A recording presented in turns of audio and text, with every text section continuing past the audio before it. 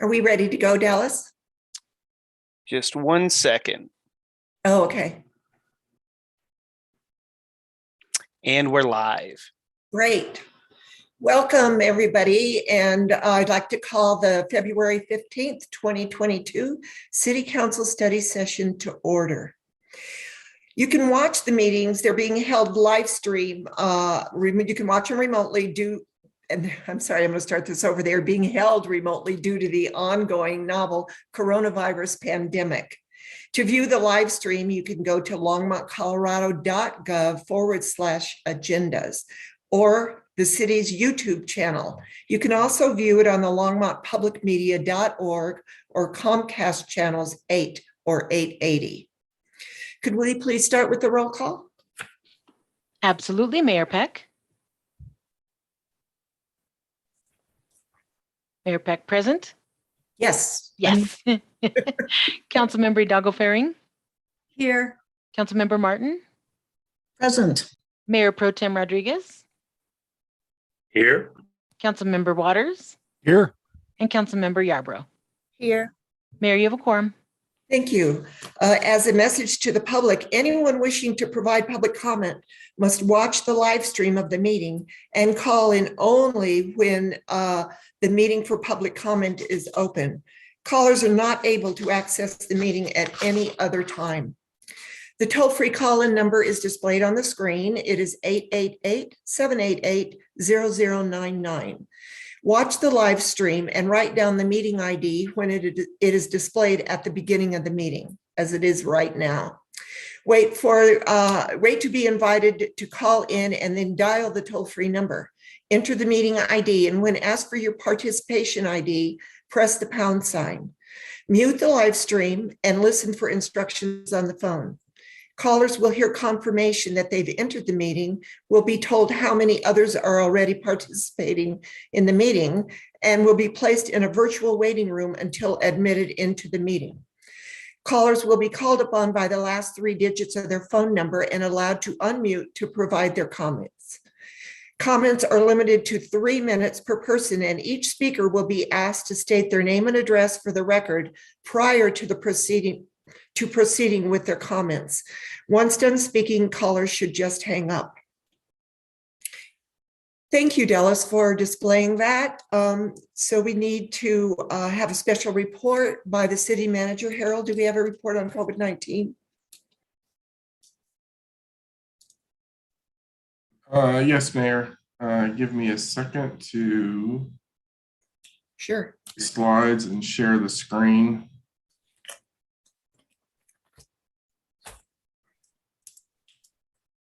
Are you all seeing the one with the single slide? Yes. All right.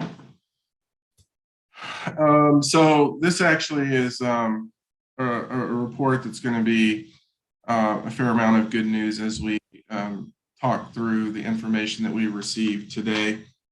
Start off with council, and that I know Marika sent you the information, and it's also been reported that the Boulder County Public Health Board voted last night to rescind the 2 remaining public health orders that were in effect regarding masking. And so those will end at 5 p.m. on February 18th. So I'm going to go through some of the data, and then we're going to have some questions for council once we get to the end of this, or once you all ask your questions on the numbers. So key information, numbers are still declining at a fairly rapid clip. Hospitalizations are decreasing. They're still experiencing some stress, but that's regarding the broader inputs. Deaths continue to rise, but that's a lagging indicator, and the positivity is decreasing.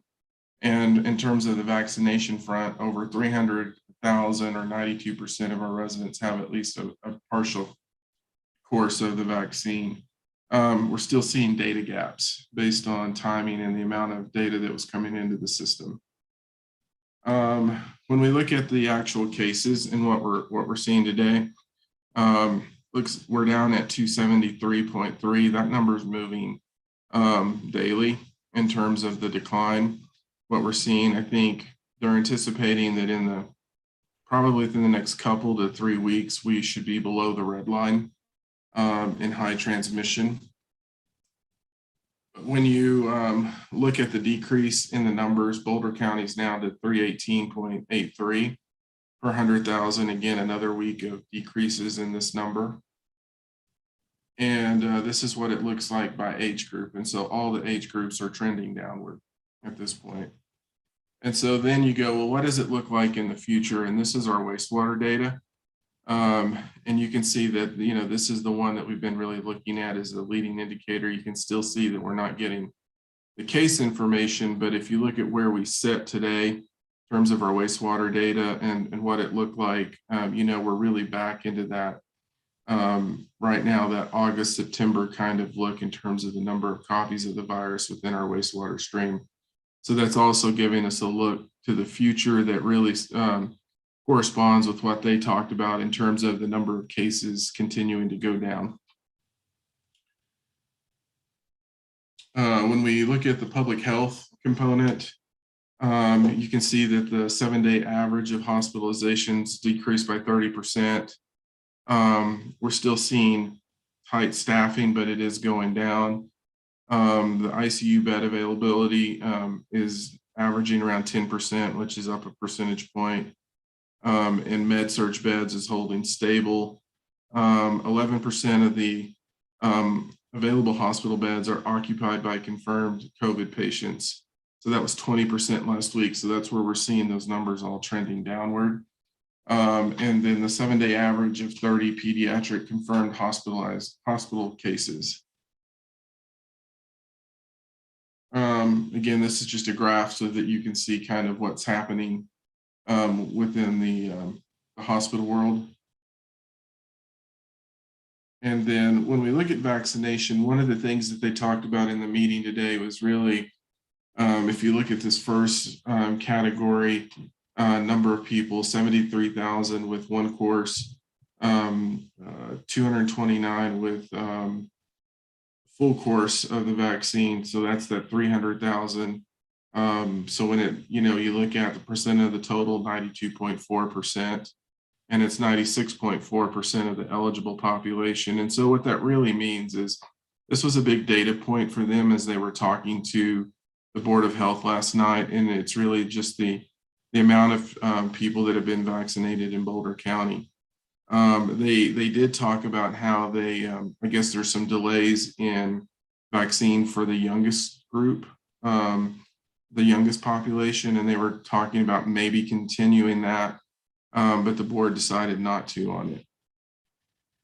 So where we are today is that basically there are no more public health orders from Boulder County Health.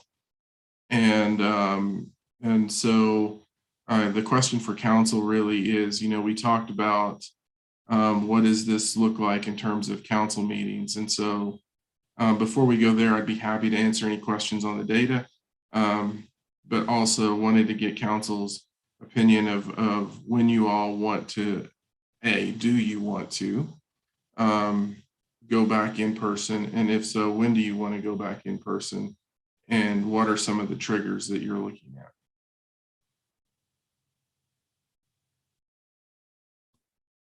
Do we have any comments from councilors on any questions for Herald or any opinions about when you would be ready to go back in person?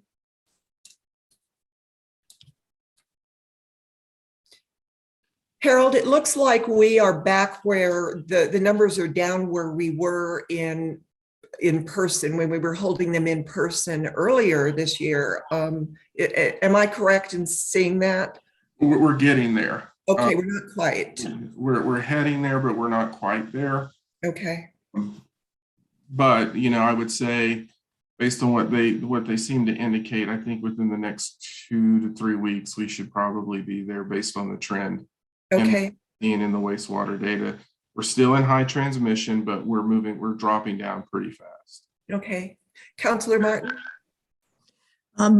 Yes, I don't see how Boulder County could have done anything else but what they did, given that we are the last county with any mandates above what the governor has expressed. But I believe the last time we talked about it, we wanted to get below the red level before we began reconvening in person. I would like to give it a couple more weeks of online just to see if we can get there. Because it's not just us, it's, the people who come to the meetings. I'm eager to get back in person because we are not getting the number of callers that we would get, the number of speakers if we were in person. But I also want to think about the health of the public. And so I would say, let's give it till the end of the month and decide then. Okay, Marcia, Councillor Martin, do you want to put that in a motion and we can vote on it? So moved. Okay, is there a second for that? I'll second. Okay. It's been moved by Councillor Martin and seconded by Councillor Waters that we continue virtual meetings for a couple more weeks. All those in favor, please raise your hand. All those opposed? Okay, it has been moved by Councillor Yarbrough, myself, and Councillor Waters and Martin that we continue virtually, and against opposed were Mayor Pro Tem Rodriguez and Councillor Hidalgo-Farring. So I guess we'll stay a couple more weeks. Councillor Hidalgo-Farring, do you have a comment? Yeah, actually, I do have a question. And then, I guess, since it passed and, I'm not going to explain why I voted the way I did. But, I wanted to ask about one thing that came up in conversations I've had with families the last couple of weeks that I really couldn't answer was, folks wanting to know, as far as side effects with the vaccine among kids. Right. I'm hearing more and more parents who've kind of held back from vaccinating their children because they weren't sure of, of any side effects. I was listening into the meeting and then I got cut off. My Zoom on my phone, I was trying to do it on my phone and I got cut off and I couldn't log back on. So, I was just wondering, was there any conversation around that component? Are they tracking numbers? So I think the answer is yes, and it depends on the actual side effect that you're talking about. And so we brought in a physician in my all city calls that I do that he kind of talked about that, and the question came up regarding cardiomyopathy. And because that was one of the issues that they were seeing in younger age groups. And he actually did, I can't remember the numbers exactly, but I will kind of talk you through this. He did a good job of explaining it to say, yep, there are side effects potentially with this. But when they looked at cardiomyopathy, at least when they had the numbers then, it's basically you are much more likely to have an issue with cardiomyopathy as a kid if you got sick versus if you received the vaccination. And so so really it's a range of what it is, and it's a risk based on each one of these individual components. And we can try to grab that information from you, but generally what he said is, are there risks for side effects? Yes, but there are greater risks for those same side effects if you don't get vaccinated and you get sick. And I think, the thing that everyone's still seeing in all of this is there's still a lot of learning going on in terms of how people are recovering, what they're going through, what are the long-term issues just related if you've got the virus versus if you didn't. And so, but generally that's what he said. And Sandy, I know Sandy's on. If I missed something out of that conversation, you can help me with that.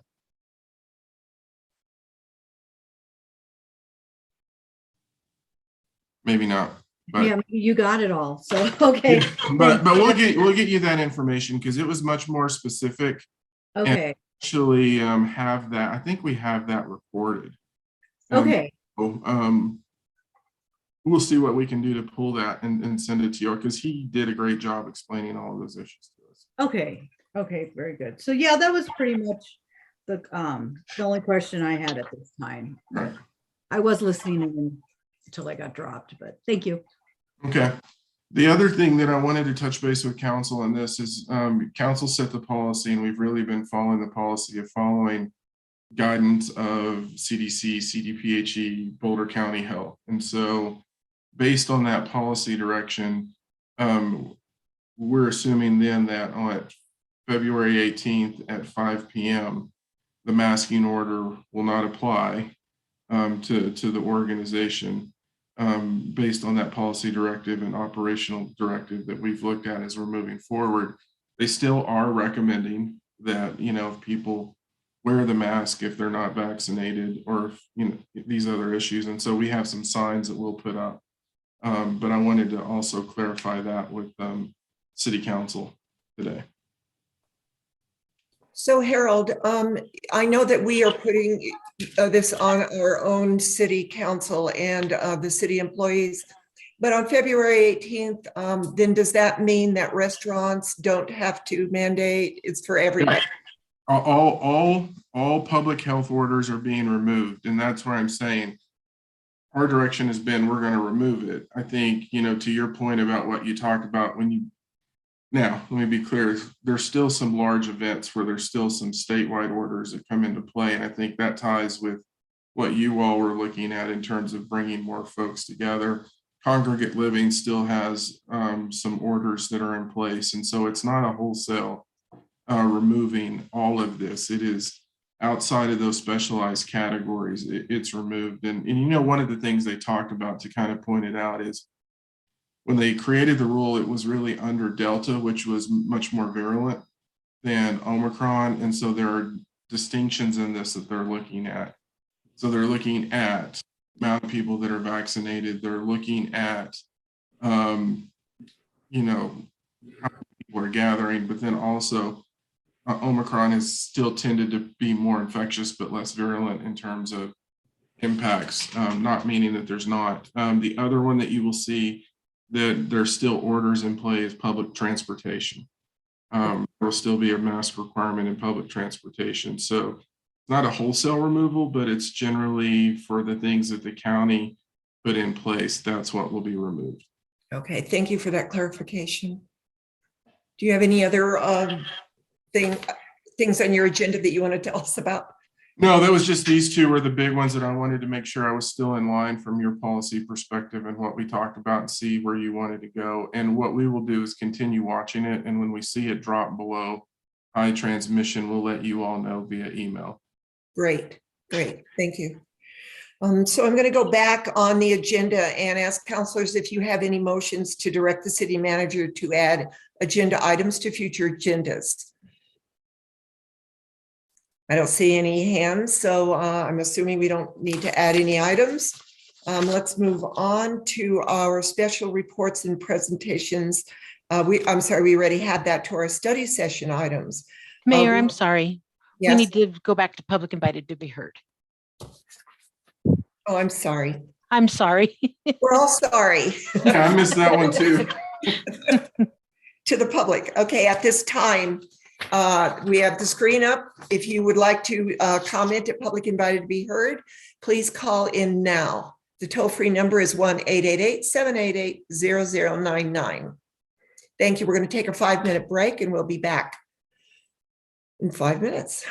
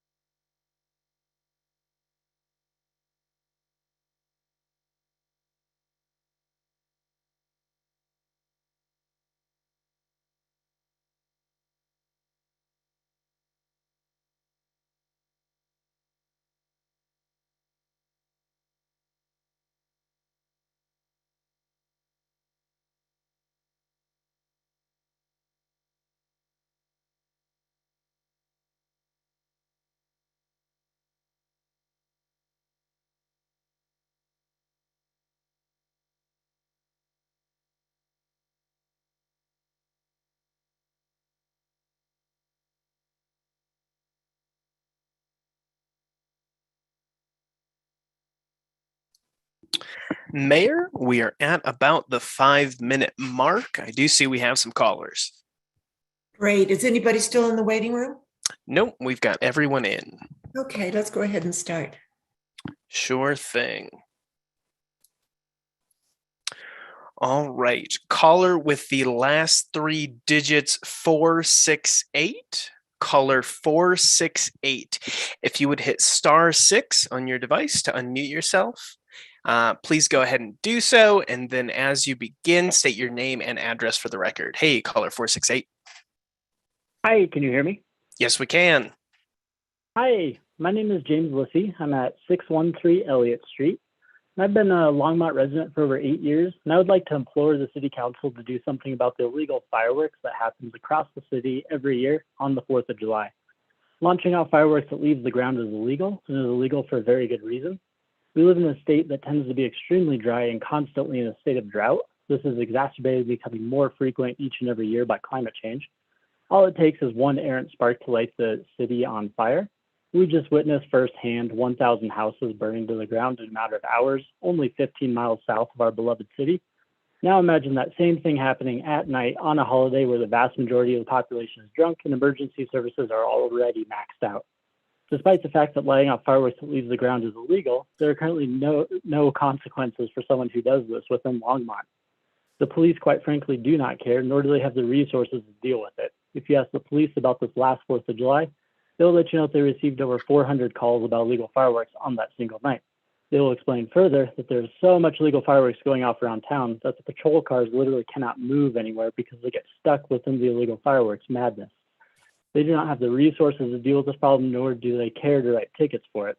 I personally sent them hours of video footage of my unruly neighbors lighting off illegal fireworks, and nothing came of it. The police do not care. The city and the police's current stance is it is up to the neighbors to police themselves. What the city and the police fail to realize is when you have very inconsiderate neighbors who do not care about you or anyone else in the neighborhood, that leaves us with absolutely no recourse.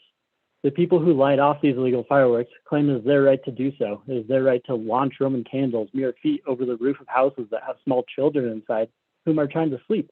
It is their right to cause fire to rain down on houses, dry trees, and unsuspecting neighbors whom are trying to peacefully and respectfully celebrate the holiday. They claim to have all these rights bestowed on them by the 4th of July. But what about my rights? They ignore the fact that the fireworks being lit off is illegal to begin with. What about my rights to not have my house burned down? What about my rights to live in a safe community? What about our neighbors' rights to let their kids sleep without fear of their houses catching on fire?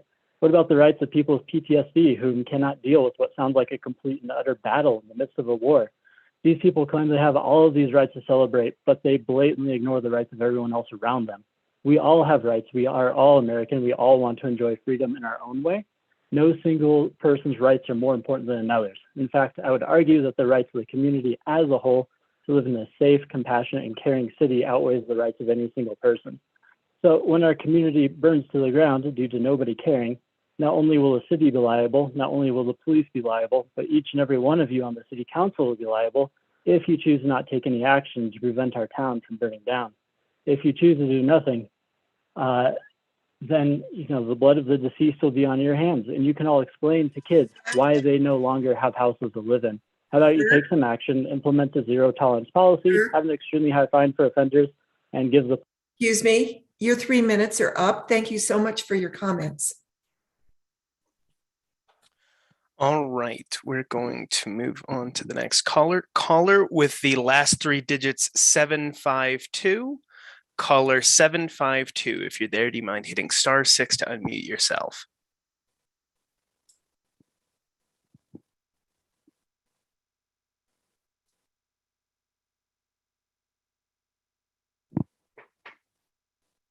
Caller with the last 3 digits 752. If you were there, hit *6, please. Hey, I see you there. Can you hear us? Yes, I can hear. Perfect. Thanks. Should I start? Go ahead. Give us your name and address. With the last 3 digits 752. And do you mind muting your live stream? We can hear that in the background right now. Okay. Hi, I'm Mary Headley. I live at 1615 Bowen Street, and I'm a member of Sustainable Resilient Longmont's Zero Waste Committee. I was very concerned to read the latest annual report on the state of recycling and composting in Colorado by the Colorado Public Interest Research Group and EcoCycle. This report found that Colorado is still failing to meet its waste diversion goals, making us one of the country's most wasteful states. In 2020, Colorado's statewide recycling and composting rate was just 15%, less than half the national rate of 32%. That year, Coloradans buried close to 6 million tons of materials in our landfills, the majority of which could have been diverted, and which greatly contributes to our worsening climate crisis. The report concludes that unless big changes are made, Colorado will also likely fail to meet its next waste diversion goal of 28% and the national goal of 50% by 2030. Importantly, the report notes that, quote, lack of funding is the most commonly cited barrier by municipalities. That is why it's crucial for our City Council to direct staff to take meaningful action to change this harmful course. Hopeful news is that some Colorado communities are recovering more than 50% of their discarded materials, in large part because of strong actions by municipal governments. Loveland, for example, has a residential recycling and composting rate of 58%. But Longmont's rate is only 41%. Why so much lower? Well, one important factor is that Longmont's residential waste management fee is less than $3 a month, one of the lowest on the Front Range, while Loveland's fee is $12, over 4 times that of Longmont's. Loveland's fee is used to fund important waste diversion programs, including a recycling center that accepts many hard-to-recycle materials, general recycling, education, and outreach. Longmont's fee could also be raised to enlarge waste diversion programs and expand education and outreach efforts. To avoid disproportionately affecting our more vulnerable population, some of the revenue from this fee could be earmarked to help this sector.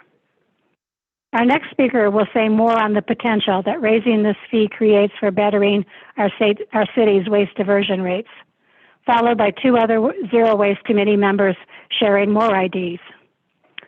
I would be proud to see Longmont live up to its potential and become one of Colorado's leaders in zero waste management by directing city staff to modernize and take impactful actions on this front now. Thank you. Thank you, Mary. Next caller. Yeah, the next caller is caller 192. Caller with the last 3 digits, 192. Do you mind muting your live stream? And hey, I see you there. Can you hear us? Mm-hmm. Perfect. Do you mind Hi, saying your this is name Naomi. and address? Yep. Hi, this is Naomi Kurland at 2073 Goldfinch Court. I am the board chair of Sustainable Resilient Longmont and SRL's Zero Waste Committee, which hosts monthly park cleanups and larger annual greenway cleanups. In 2022, we volunteered to help with door-to-door outreach for the upcoming ECAT Zero Waste Survey, and also secured a Boulder County grant to increase waste diversion at multicultural festivals through zero waste education. We are committed to seeing Longmont improve our waste diversion by empowering residents with more opportunities. Mary spoke about how lack of funds is one of the key reasons municipalities cite for their low waste diversion rates. Longmont's incredibly low waste management fee has not been raised in 20 years. This fee hasn't even come close to keeping up with inflation. Based on figures provided by city staff, if this fee were raised even by only $1 a month, it would raise close to $360,000 a year. Raising it to a more reasonable fee for Front Range cities of, say, $750 would raise $1.6 million annually. City staff recognize the waste management fee is long overdue for an increase. They also recognize that Longmont's waste diversion rate appears to have plateaued and that different programs and facilities are needed to move the needle upwards. An analysis of high potential waste diversion programs could be the first step to determining costs associated for those programs, which then could help the city land upon an appropriate waste management fee increase. As Mary mentioned, incorporating equitable fee assessment to address the needs of all our residents should also be part of a rate restructuring plan. Staff have already identified some high potential programs. The first is a regional composting facility, which Boulder County has already been working on. Longmont could help drive that initiative by studying suitable sites within the city limits and by talking with nearby municipalities to assess their willingness to participate in building and maintaining such a facility. Related to composting, the city could adopt an opt-out model for residential composting rather than the current opt-in one, and structure the fee package to be inclusive of all waste diversion, as a residential recycling program already is. Another high potential program would be to expand our current waste diversion center to include more hard to recycle items, which another zero waste committee member will speak to a little later. City staff are ready to move. They just need City Council to direct them to do more in-depth studies of initiatives that have high potential to increase our waste diversion. As we see ever worsening climate disasters in our daily news, it is beyond time for us to get creative and bold in our thinking. Sherry will speak next about why timing is of the essence here. Thank you so much. Thank you, Naomi. Next caller. Next caller is the last three digits 452. Caller 452, do you mind hitting *6 to unmute? Hello. Hi, Sherry Malloy, 1632 Sherman Way, member of SRL Zero Waste Committee, speaking to the waste update, timeline, and process. When Waste Services presented to City Council almost exactly 1 year ago, Council directed staff to move forward with a plan that included updating our old and weak zero waste resolution and drafting a universal recycling ordinance, or URO. Waste Services gave these tasks to the Sustainability Department. Now, 1 year later, a process and timeline just to begin on both is being presented tonight. A two-phase approach is suggested, splitting these two directives. The plan is to do community engagement for a ZW resolution this spring with a draft to council in June. When that is finished, they will start public engagement for the URO and come back to council with a draft in December, 10 months from now. Timing aside, doing two public engagements is confusing to the public. This approach needs streamlining. It would be much more effective and efficient for staff to draft a ZW resolution for your consideration and then use that as a framework for public engagement for a URO. This would be more public-friendly and helpful considering the department's resignations and vacancies. We already have a ZW resolution. It just needs to be updated and include accountability and metrics.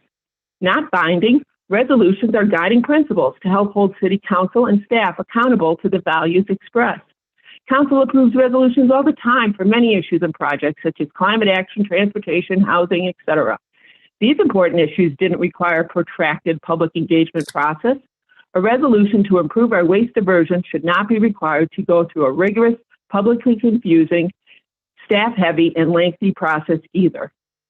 The draft resolution should be easy to develop and bring back to council for approval in early spring. The county and several neighboring cities have very good resolutions that can be used for reference. If adopted soon, the public outreach for the URO could happen this summer with a draft ready for your consideration by August or September.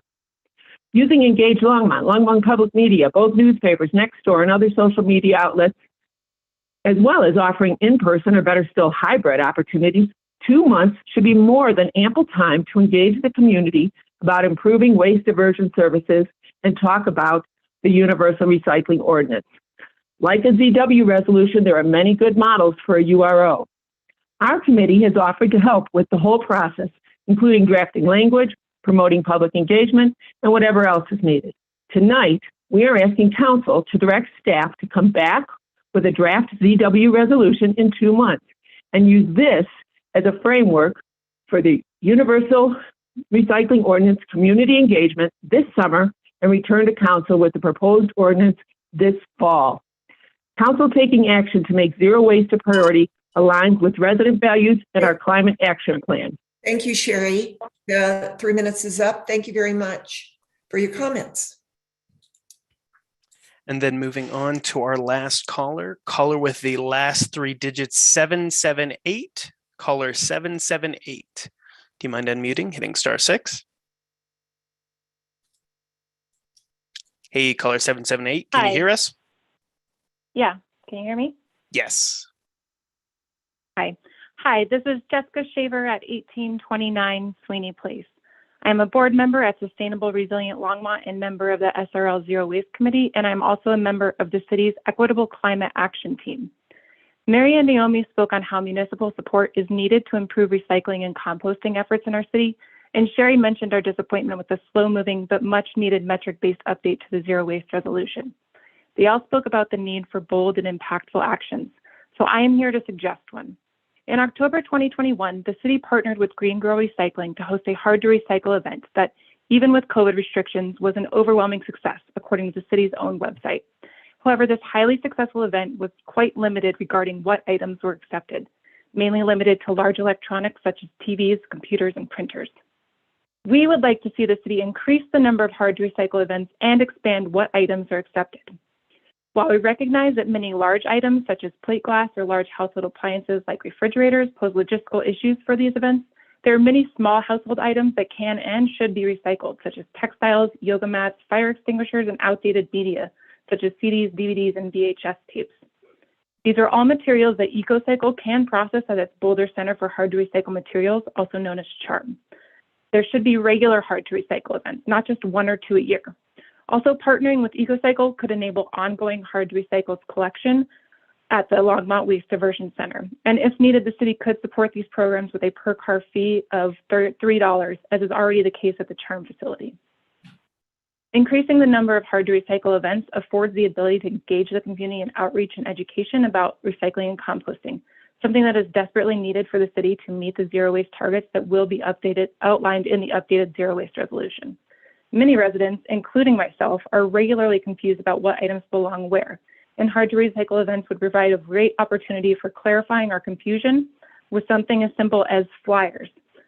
For example, the October hard to recycle event taught me and other members of the Zero Waste Committee that we can recycle paperback books in our curbside bins. Who knew? In conclusion, Council must act now to increase the city's waste diversion efforts. We've presented several ideas that Council can direct city staff to implement now to improve recycling and composting. Increasing our low waste management fees with consideration of low-income residents, pushing timelines forward for the updated zero waste resolution and universal recycling ordinance, and expanding the hard to recycle materials events and opportunities will all move the city closer to achieving the zero waste future that is necessary to curb the worst of climate catastrophe. Thank you. Thank you, Jessica. Do we have anyone else, Dallas? That was our last caller. Our last caller. Thank you. Those were exceptional recommendations. So let's hear what the Waste Services Program actually has to offer.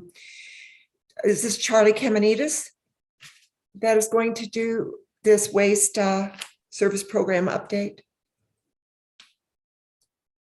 There you are, Charles.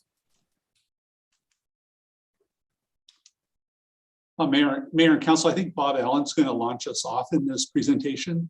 Okay. Bob, are you there? I am here. When we are ready and have it queued up, we are ready to move on. Okay, great. Thank you. Hey, Bob, do you mind turning on your camera for me? Perfect. All right. I am Bob Allen, Director of Operations and Public Works and Natural Resources, and want to kick off our discussion tonight of our waste services program. Could you move us to the next slide, Dallas? Help. So we began this discussion in 2020. We were looking to kind of update waste services, look at what program needs might be there for the community, what services are desired. And to that end, we kind of started with an open-ended discussion about what we could do to improve the program overall. We, in 2021, working with council, came up with 4 key areas that we were working within. You heard a lot of them just recently in the public comments, but those 4 programs included looking at our education and outreach and specifically the Green Star school program educational component, looking at at least interim options for hard to recycle until maybe possibly we could look at a facility that could take a broader range of hard to recycle items in the northern part of Boulder County. Looked at updating the zero waste resolution from 2008 and then universal recycling ordinance. Universal recycling ordinance referring to trying to make composting and recycling available to most or all residents in Longmont and businesses, depending on how we were to structure that ordinance. So we want to give you an update on these 4 programs tonight. Charlie's going to talk to you about the education and outreach and hard to recycle. Charlie is the manager of our waste services program, and Lisa Knobloch, our sustainability program manager, is going to talk to you about the zero waste resolution and the universal recycling ordinance, the progress that they're making on those 2 projects. And then if you don't mind, we'd like to get through the presentation, which is fairly brief, and then answer your questions and have the discussion that I think is important for the community. So with that, I'm going to turn it over to Charlie, and Dallas, if you could advance us to the next slide, that would be great. Thank you, Bob. Mayor Peck and Council, Charles Caminides, Waste Services. Wanted to start the presentation just reflecting on the residential waste diversion for 2021. We achieved a 42% diversion rate in our residential sector. And the slide also illustrates the split between our different size containers. It's a question I get frequently, so I thought I'd share that today. About 57% still have the large container, 32% have the weekly small container, and about 10% have the every other week container. Dallas, next slide, please. The other frequent question I get is where we're at with our opt-in program. So we have about 24% participation with our opt-in curbside composting program.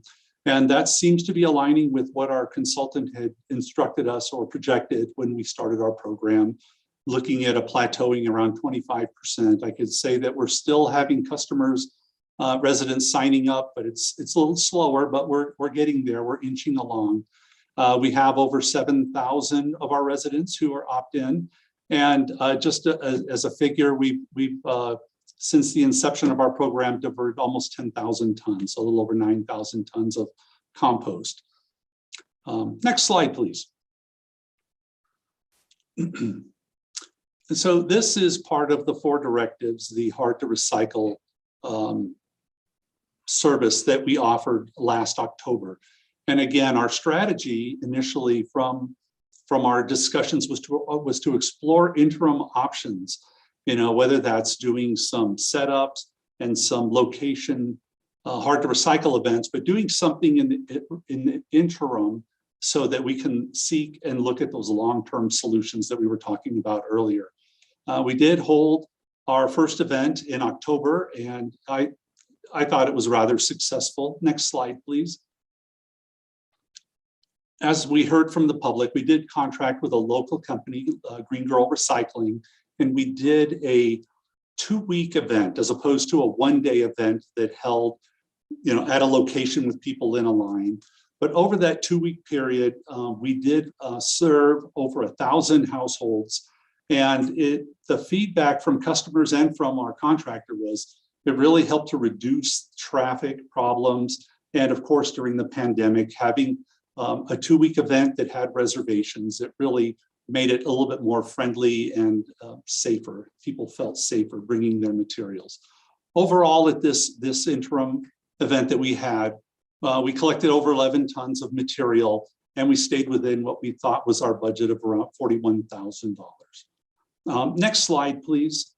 This is just, I don't want to go through each bit of it, but these are the types of materials that were brought to give an example of the material. So it was primarily televisions, flat screens, and computers, but there was a number of hardback books and toner cartridges and bicycle tires and the such.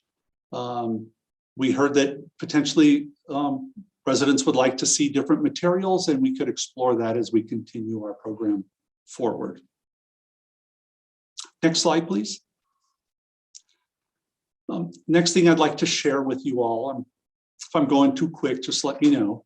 We partner with EcoCycle, and EcoCycle does a number of school outreaches, as we call the Green Star School Program. And currently, we are serving 11 out of the 27 schools in Longmont and in the St. Vrain School District. And we will be adding 2 more schools to that list this school year. In general, the scope of work at a Green Star school has to do with staff training, parent meetings, and working with student groups at the particular schools. And then EcoCycle as well holds kickoff assemblies that teaches the school at a whole about renewable and non-renewable resources, natural resource depletion, landfilling versus recycling, the impacts of landfills on the environment, proper sorting and container identification.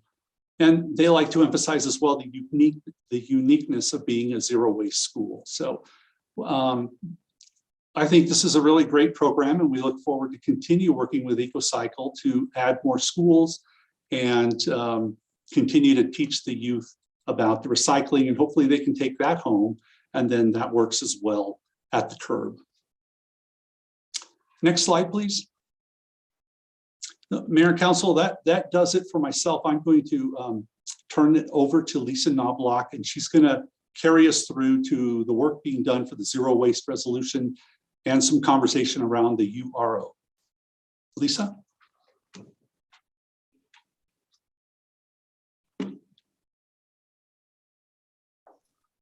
Hey, Lisa, I can see you and it appears you are unmuted, but we can't hear you. Did a mic change since we initially did setup?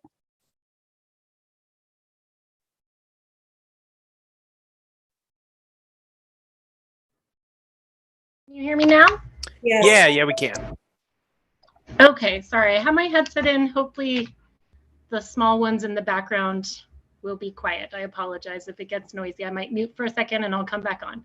But good evening, Mayor Peck and Council. I'm Lisa Knobloch. I'm the Sustainability Program Manager, and I'm going to be giving you a brief update on the progress and timeline for the zero waste resolution and the universal recycling ordinance, as Charlie mentioned. You can go to the next slide, please.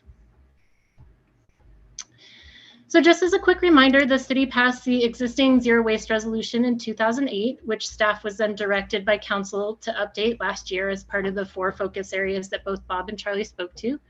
As you see on the left, there's items in gray. Those were included in the original resolution, and the items in green are the areas that we want to include in the update. So more of a focus on health and pollution, as well as a tie to climate and community impacts. In addition, we want to go through a stakeholder engagement process, which I'll talk more about shortly, but that'll help us identify community needs and priorities, as well as potential equity issues around waste and how to address those potential issues. Next, please. Okay, so we'll also be doing some data analysis about the best ways to determine the pathways to reach our targets. I think I forgot to mention, sorry, the other thing that we want to include in this resolution is some specific targets that the original resolution doesn't include, which I think some of the folks in the public invited to be heard comments mentioned. So we want to go through a stakeholder engagement process to help us identify what those targets should be. And we'll also be doing some data analysis to determine what are the best pathways to help us reach those targets. And then all of this work will not only help us build out the content of the resolution itself, but we'll also create buy-in and support for next steps, including the development of the universal recycling ordinance. Next slide, please. So our work is guided by 3 primary principles, and that's that everybody lives in a clean and safe community. We want to increase access to recycling and composting for everyone. And then, of course, that reducing waste also supports our climate action goals. Next steps, please. Or, sorry, next slide.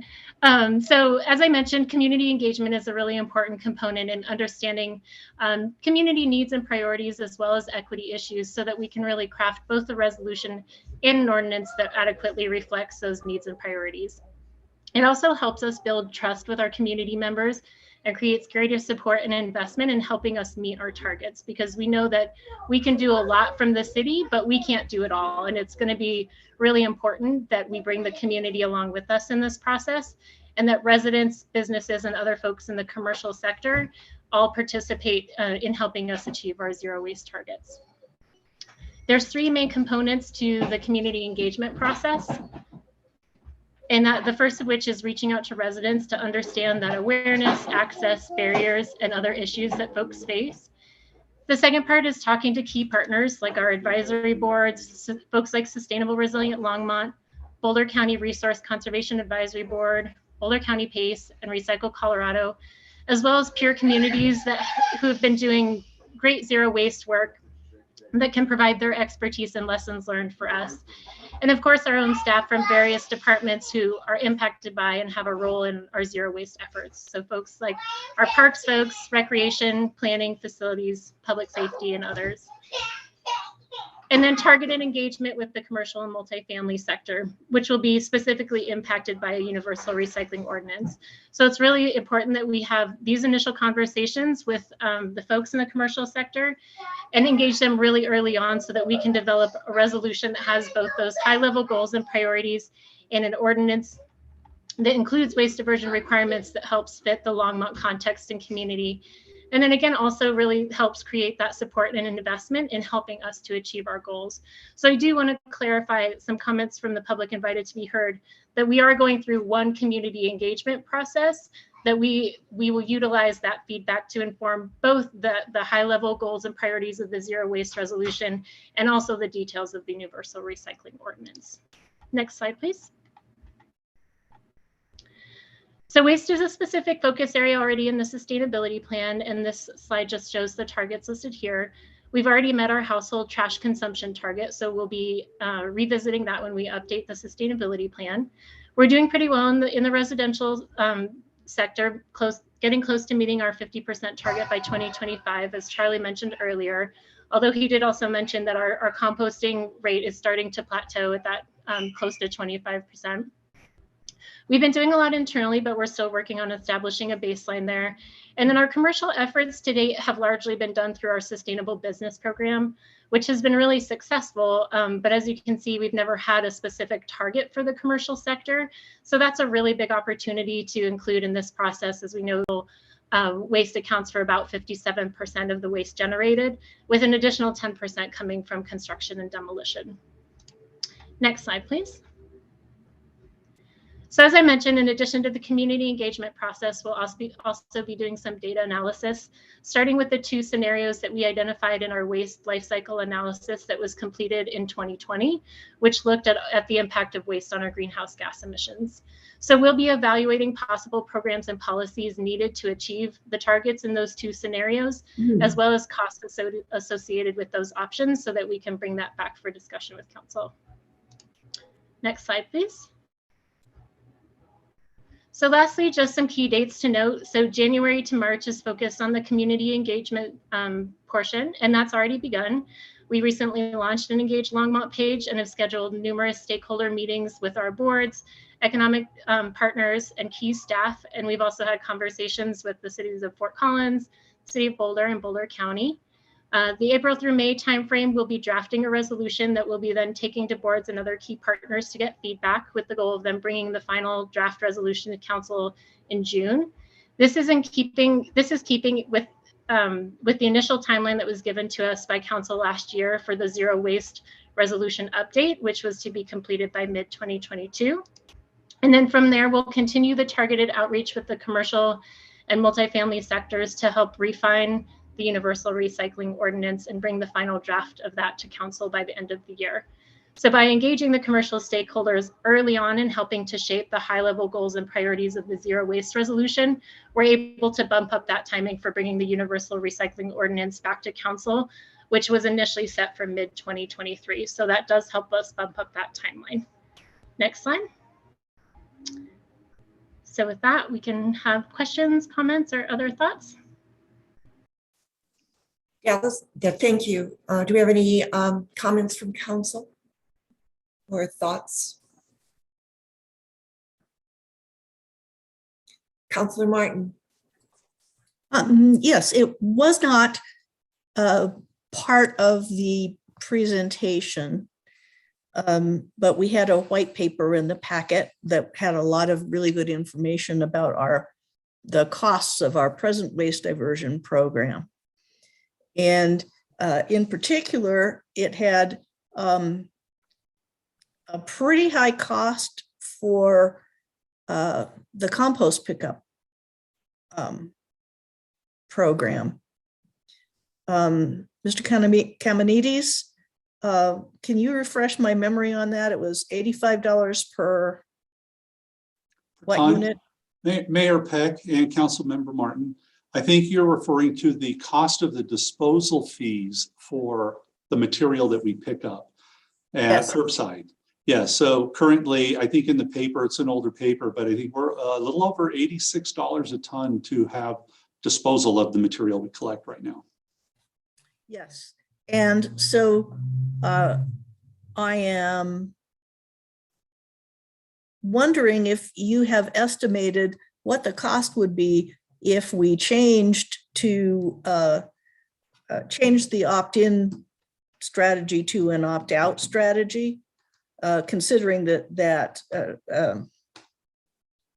well, would our fees have to go up just to cover the cost of doing it, or would we be losing money on it? How would that work? Go ahead, Bob. If I may, Mayor Peck and Councilmember Martin, that cost right now is reflecting the higher cost of having to haul that material to Keensburg.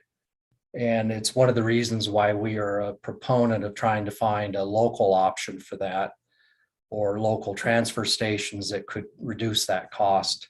It's not likely that expanding that program will reduce that cost by much, if any. Thank you. I wasn't expecting that that it would reduce the cost. That's why I was asking about the impact of expanding the composting program.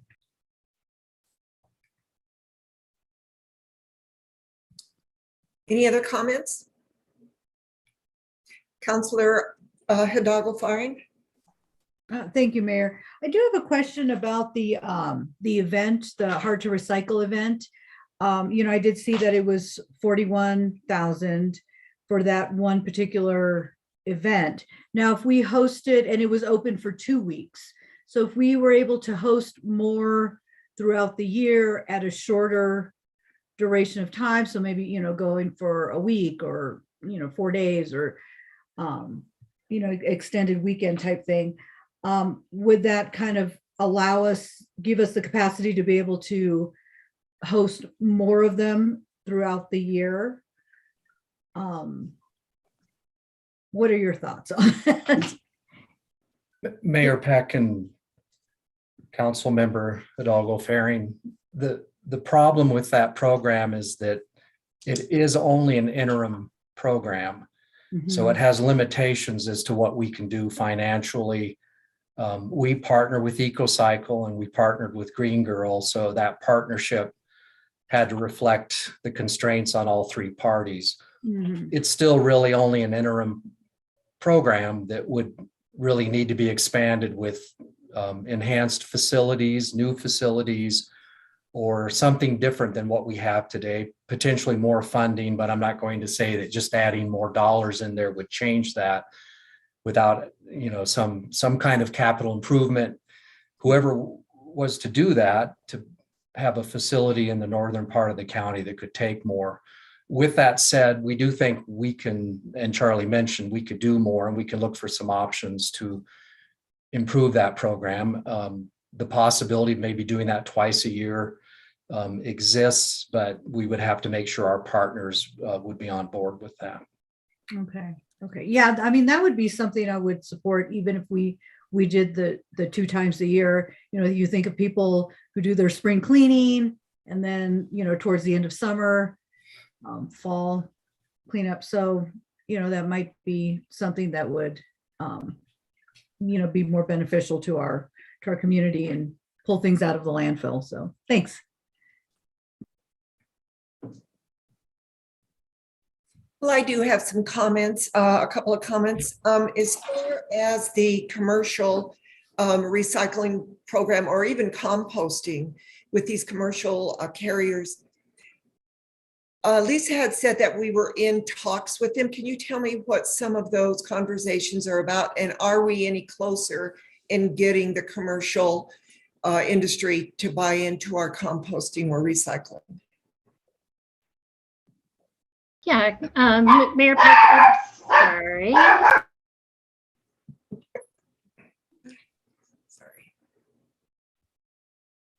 I apologize for that, Mayor Peck and council members. Yeah, so we've scheduled a lot of meetings with those key partners. So those are later in February and in the March timeframe. So I haven't had a lot of those conversations as yet. I will tell you what I can share with you from our waste life cycle analysis that was done in 2020, and that was using 2019 data about, oh, I just had that up. Let me pull it for reference here. In the commercial stream, about 18% from the data that we have available is currently being recycled, and about 3% is currently being composted. So that's some initial data that we have around businesses and folks in the commercial sector that are already participating through private haulers in recycling and composting. As you probably know, we don't provide any of that service. We provide residential service through our curbside composting, mostly to single family homes and some of the smaller multifamily units. But there are a lot of folks that are already participating in that. We already have a hauling requirement that all haulers provide recycling service. But we're not into those conversations yet for me to be able to give you any more feedback than that. But I will throw that to Charlie or Bob. They might have some other insight in some of their work with folks. No, doesn't look like they do. So during the pandemic, Lisa, I noticed that quite a few businesses, especially restaurants, fast food restaurants, were going to compostable dinnerware. Or what happens to that? If they are collecting it and using compostable utensils, what happens to that? Does it go to a commercial hauler and just go into the trash? I'm going to tap Charlie for that one. Yeah, Mayor Peck, that's a great question. So for those businesses that have a subscription for compost, the implication is that they're collecting that, separating it, and it's going to a commercial composting facility. I think where Lisa's working on with this potential resolution and ordinance is that we would have a better understanding of that happening and making sure that it goes in that direction. Good, thank you. And the other thing was mentioned quite a bit was our low fee for these services. Is there any talk in staff about raising that fee? And if we do, what would it go to? Would it go to, well, I doubt from listening to your hard to recycle conversation that it wouldn't necessarily allow us to have more hard to recycle. But what would the fee cover? And are we operating at a shortage now?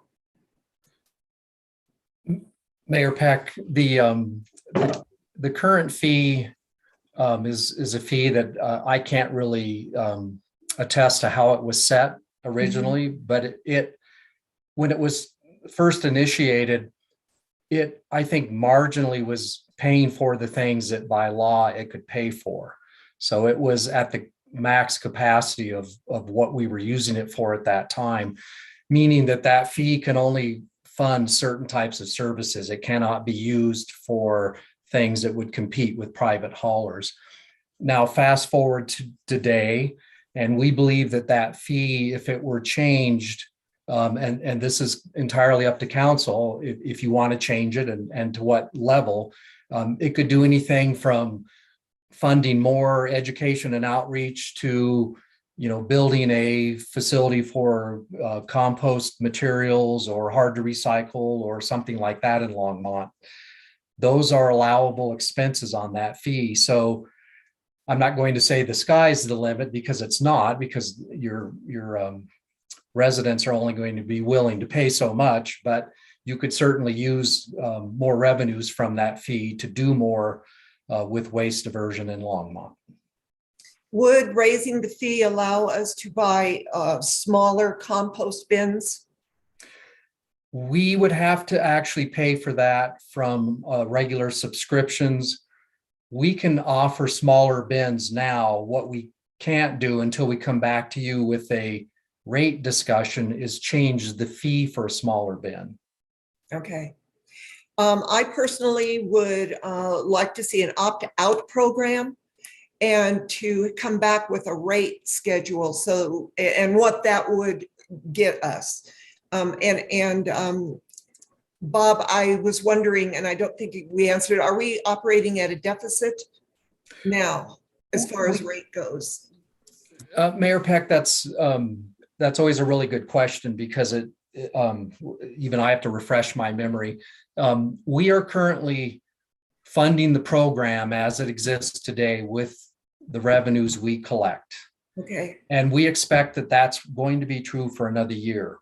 That will probably not be the case after another year, meaning that within the next year, we need to come back and start talking about rates. At that time, we were hoping to talk about rates, fees, different container options, and I would have to say different strategies for pay as you throw. If you want to really incentivize more waste diversion, it has to be expensive to throw trash away. That's still probably the number one way to achieve that goal.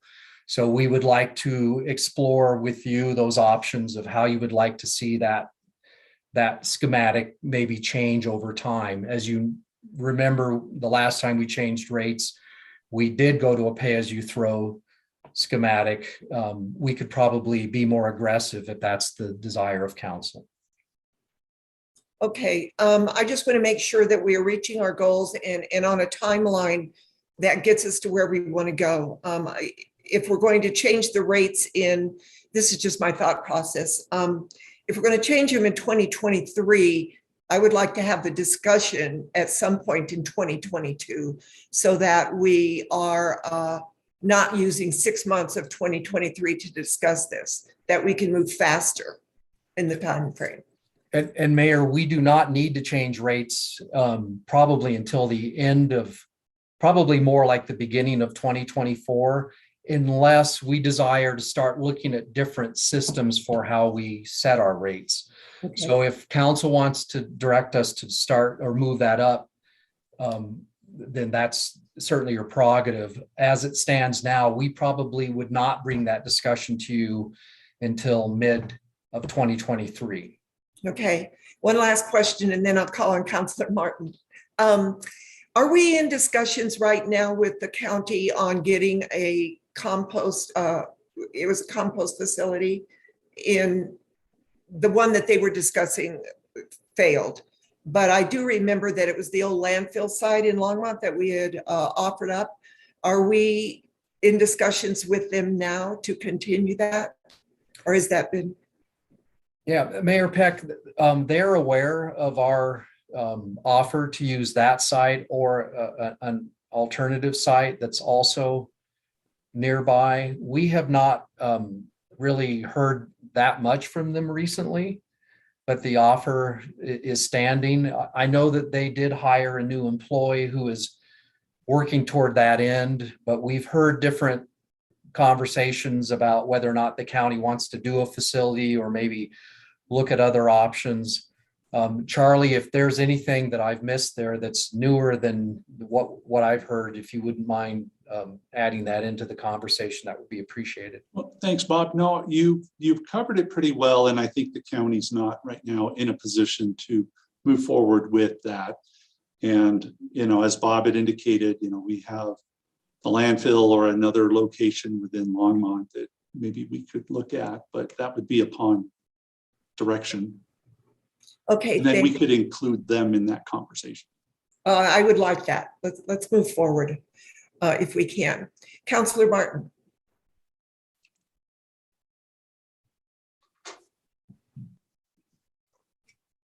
Sorry, finicky space bar again.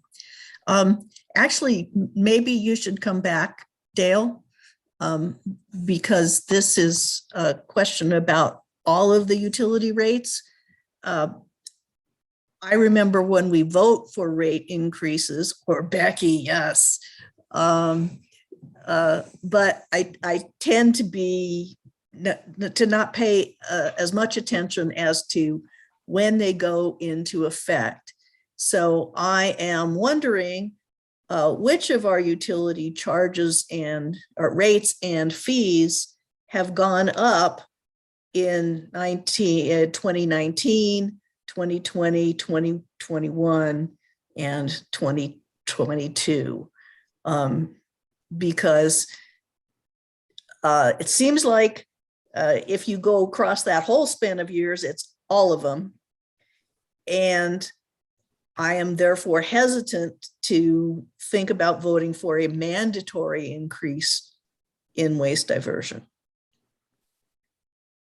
I'll defer to Becky on the particulars, but Councilmember Martin, you are correct that from electric to water to wastewater to storm, many, if not all of those fees have been increasing, and certainly it's not staff's goal to do that necessarily, but it is based upon the cost of providing those services. Yes. And I mean, I remember, you know, at heart, the justification for the electric rate increases, for the stormwater fee increase, obviously for the water rate increase, you know, those are all things that we absolutely need.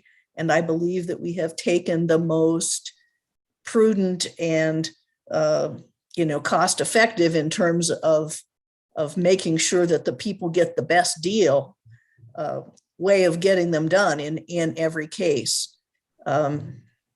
However, it just seems to me that we should kind of let the effect of those things even out before we contemplate another increase. That's all. Thank you.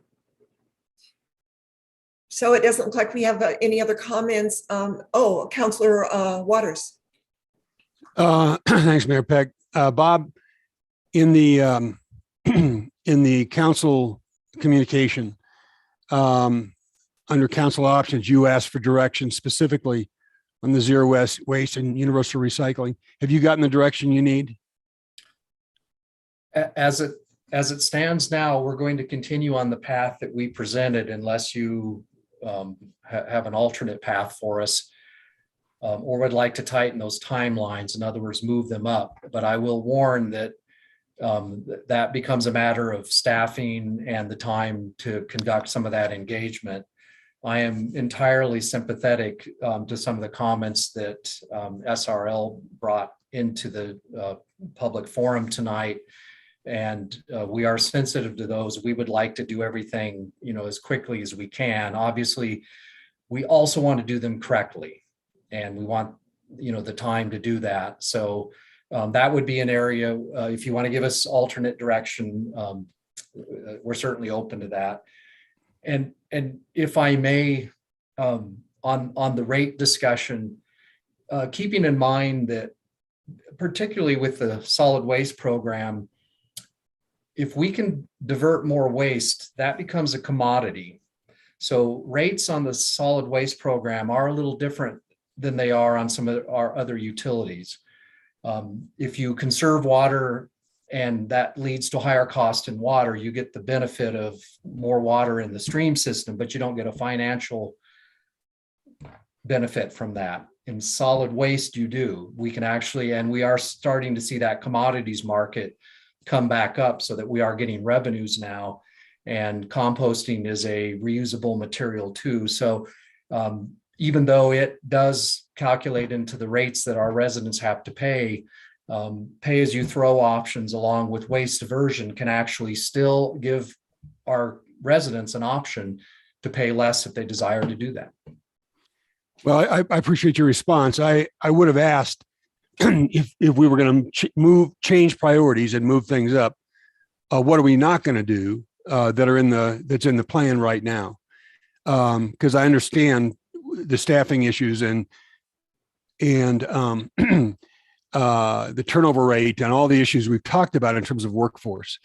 So I appreciate that response. I kind of would echo what I heard from Council Member Martin.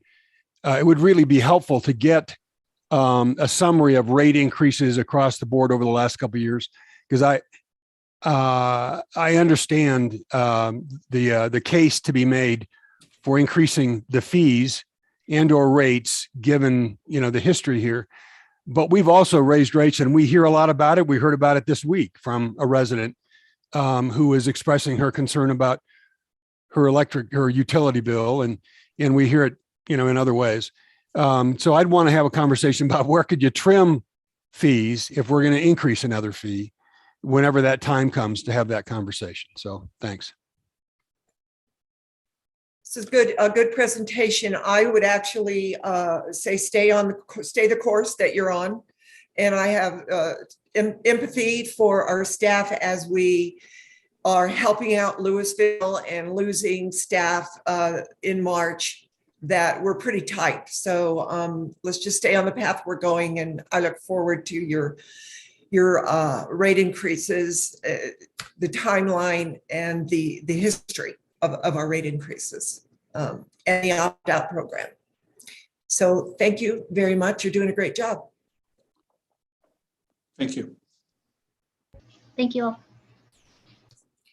So our next study session item is an update to City Council on the status of review of the city's water rights, cash in lieu policy for a recommended fee setting, and a request for council to provide water board and staff any additional input and policy considerations. This looks like a Dale Rademacher conversation. Mayor Peck and members of council, thank you.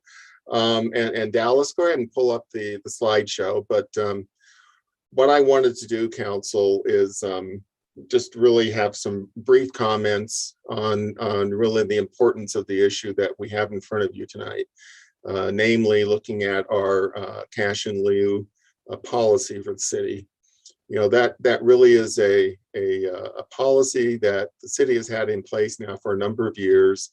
It provides developers an alternative to providing the city the water that they're otherwise required to pay us or provide to the city at the time that they choose to develop their property. And so it really is, you can think of it as an alternative, a convenience kind of alternative.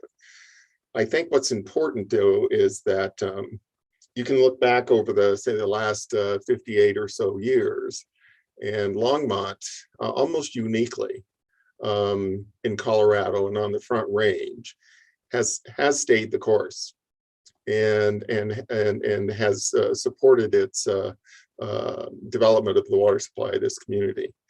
And I think the results are really indisputable with regards to the water supply that all citizens enjoy and can rely on, both in times of drought as well as in times of non-drought. So the work that the staff has done, again, at the direction of the council, to look at whether or not our cash in lieu was sufficient to really deliver that water to our treatment facilities, is what we have done.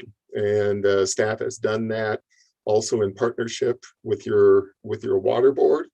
And I believe we have a combined recommendation tonight to talk with you about that particular issue.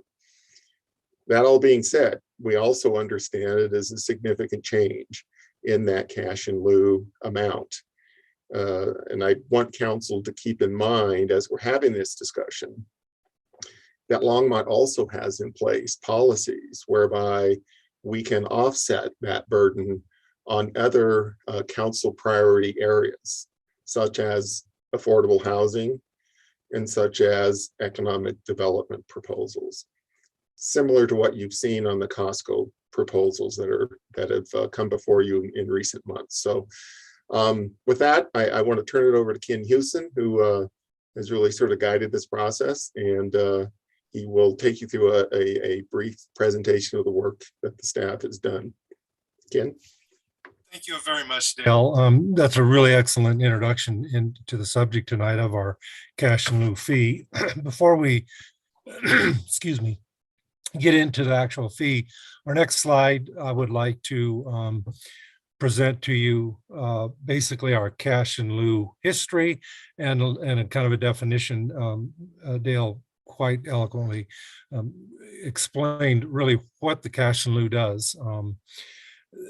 The cash in lieu in essence is simply a funding mechanism that allows the development community who wants to develop to give cash in lieu of dedicating water.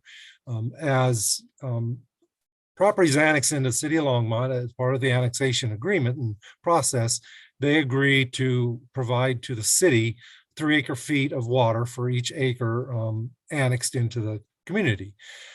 In a typical subdivision or typical annexation, there's usually around 2 acre-feet of water, and it's usually direct flow water.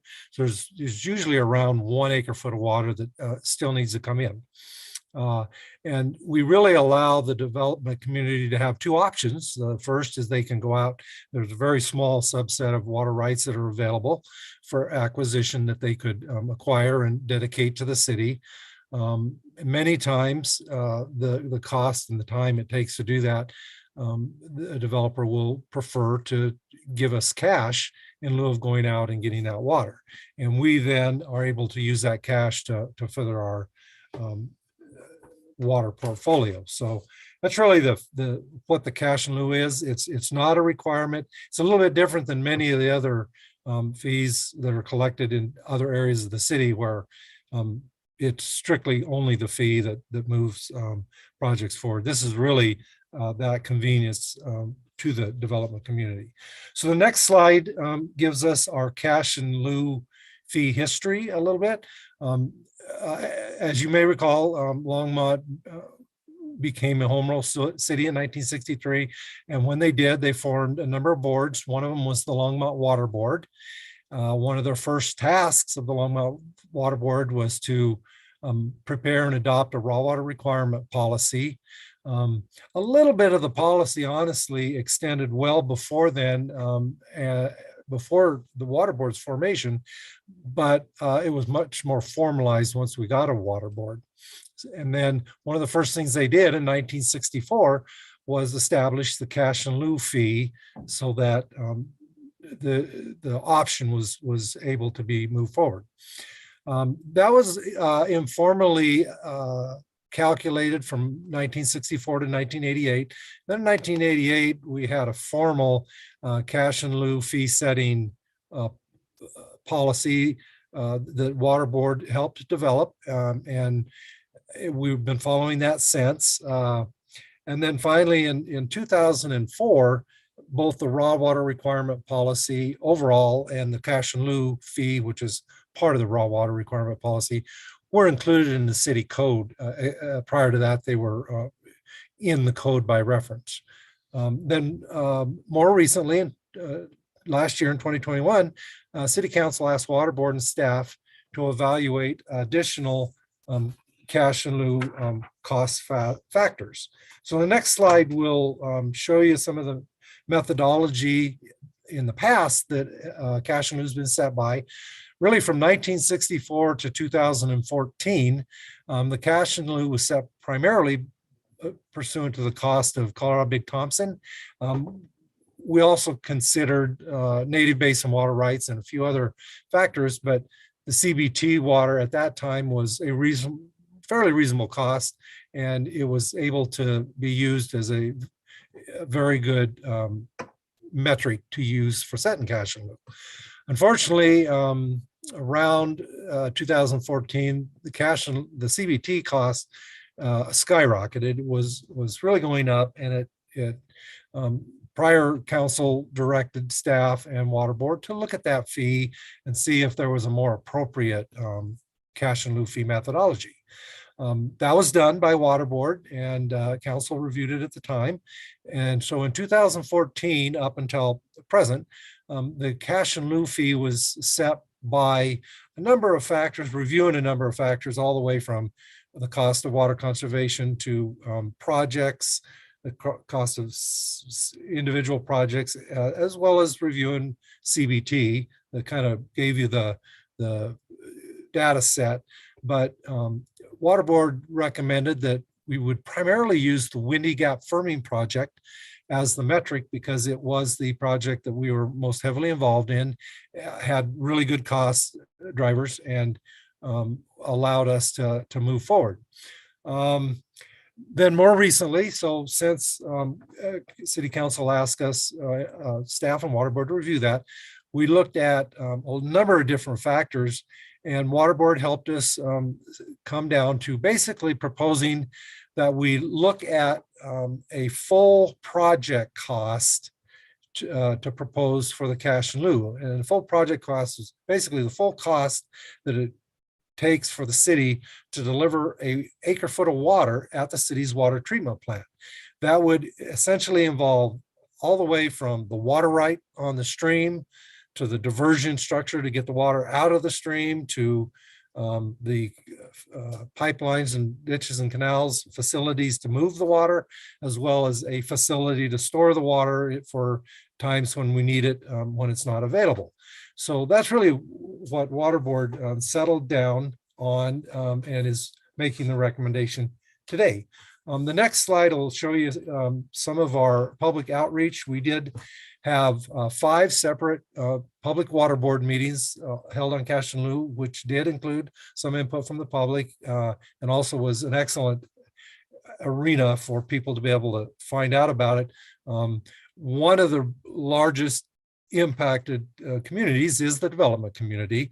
And so we had ongoing direct one-on-one conversations with the active development community, as well as our planning and engineering staff who work with those developers. And then we also put some information out on the city webpage. The next slide will give you some of the projects that we looked at to compare. The first one is how we currently set the fee, which is the Windy Gap Firming project. So that's a single part of how we get water. That's the storage component. And that's where we're at right now, currently at $18,500. We looked at, there's really 3 main projects that we use to both currently get water to us, but also we have for future water supply. And those are Button Rock, Windy Gap, and Union Reservoir. So the Button Rock enlargement project would basically be an enlargement of the existing Ralph Price Reservoir by raising Button Rock Dam. We do already have the conditional water rights to do that. We've had those since the 1960s. But it would also include a little bit of work on Longmont Reservoir to get it fully operational and up to speed, as well as additional work on the North Pipeline, which is the pipeline that carries water from Longmont Reservoir down to our water treatment plants. Unfortunately, this particular project, our data for that is a little bit older, and it also has probably the most unknowns in the project, such as federal permitting and actual ability to do the construction. So this one, while it's a really good example of a local project, it's not quite as well set as the others. The third one is the Windy Gap project, and that would include the original Windy Gap diversion dam, pumping plant, and pipeline that pumps the water up into Lake Granby. That we did and have now finished paying on, as well as the Chimney Hollow Windy Gap Firming project that we just did start to participate in, is under construction now. That's probably the most set data that we have, the highest quality data, because we're building the Chimney Hollow project right now. That came in at 48,500. And then the fourth project, the fourth item, is the Union Reservoir project. And I'm sure council's familiar with, we've had the Union Reservoir enlargement on the books for many years. So it'd be enlarging Union Reservoir, constructing a pumping station at Union Reservoir, and then building what we call the Union Reservoir pumpback pipeline from Union Reservoir to the west, possibly as far as the plants, but certainly up to about Birch Lake, where we could exchange the water into the plants. And that ironically came in pretty close. We have a little bit older data on that, but we use the construction cost index to bring it up to current, and that came in about the same as the Windy Gap. And then finally, we have the CBT, which, as we all know, the cost of CBT has really kind of puts that on a high end. We did settle on the option 3, which was the Windy Gap project as a recommendation to council. And so the next slide will kind of give you where we got those numbers. The 2 components are the original Windy Gap diversion and pumping project. The cost for that is at $30,000 an acre foot. We've got good data on that because there's been some recent sales of the Windy Gap diversion and pumping allotment contracts, primarily Platte River Power Authority, who originally had 160 units and is moving down to 100 units. So they've sold some of their units, and those units came in at like 29.9. And they also have 5 units that they're going to be putting on the market this spring with a minimum bid that would be accepted of 30,000. And that may go up later in the spring if those are bid on heavily. But right now we have good data at 30,000. And then the Windy Gap firming project, which of course is what we're set at right now at 18,500. That's based upon our firming yield ratio, which is about 2.42 acre feet of storage capacity, which gives us that 1 acre foot of firm capacity. So the 2 of those come up to 48,500, which is the current recommendation. So the next slide, we would basically ask council's input on whether or not two areas. One is council comfortable with us using a full water supply project all the way from the water right to delivering that water to the plant as a basis for our metric to calculate cash in lieu. And if that is acceptable, then we would propose to use the Windy Gap firming project as a current metric, which is at $48,500 per acre foot. And I think Dale real adequately explained, even though that's a large increase, we do have carve-outs in our code for the affordability and economic development opportunities so that this increase won't impact those. Also in your packet at page 47, we have kind of a summary of some of the other northern water providers' cash in lieu fees. If we were to set this at 48.5, we'd be a little bit higher than some and lower than others. We'd be higher than Loveland, Greeley, Frederick, and Berthoud, but we'd be lower than Fort Collins, Windsor, and all of the water districts. Most of the water districts many of those are really kind of tied in with CBT only, so they set their price on CBT, so they're up in there. But this puts us well up in the matrix of all the water providers, but not at the top and not at the bottom. So if council approves and gives us direction, we would plan on returning to City Council on March 8th with the standard resolution that we bring forward whenever there is a change in the cash and lieu price proposed. And so the next slide, I would like to thank council and the board, council for the opportunity to present this to you, and we'd be happy to answer any questions that you might have.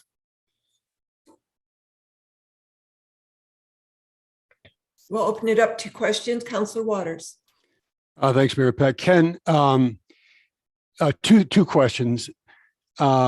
Is the recommendation that you're recommending that we change the algorithm or the formula for calculating cash in lieu So this is not a one-off thing. It will adjust, and you'll bring back to us those adjustments as the variables change, right?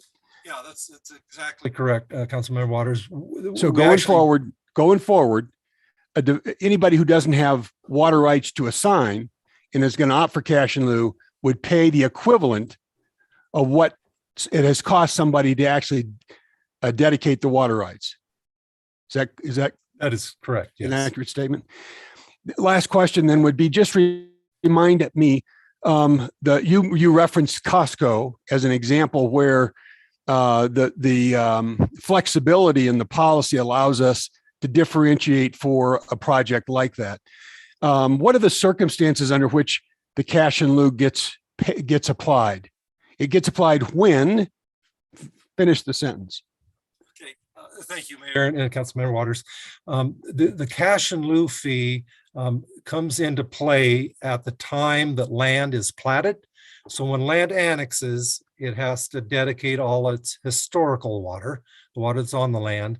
And then if that doesn't equal the 3 acre feet, then that deficit becomes due, and you can't plat property until you pay that. So it's well into the development planning process, but it's before you're actually out on the ground building, because you can't build if you don't have a plat.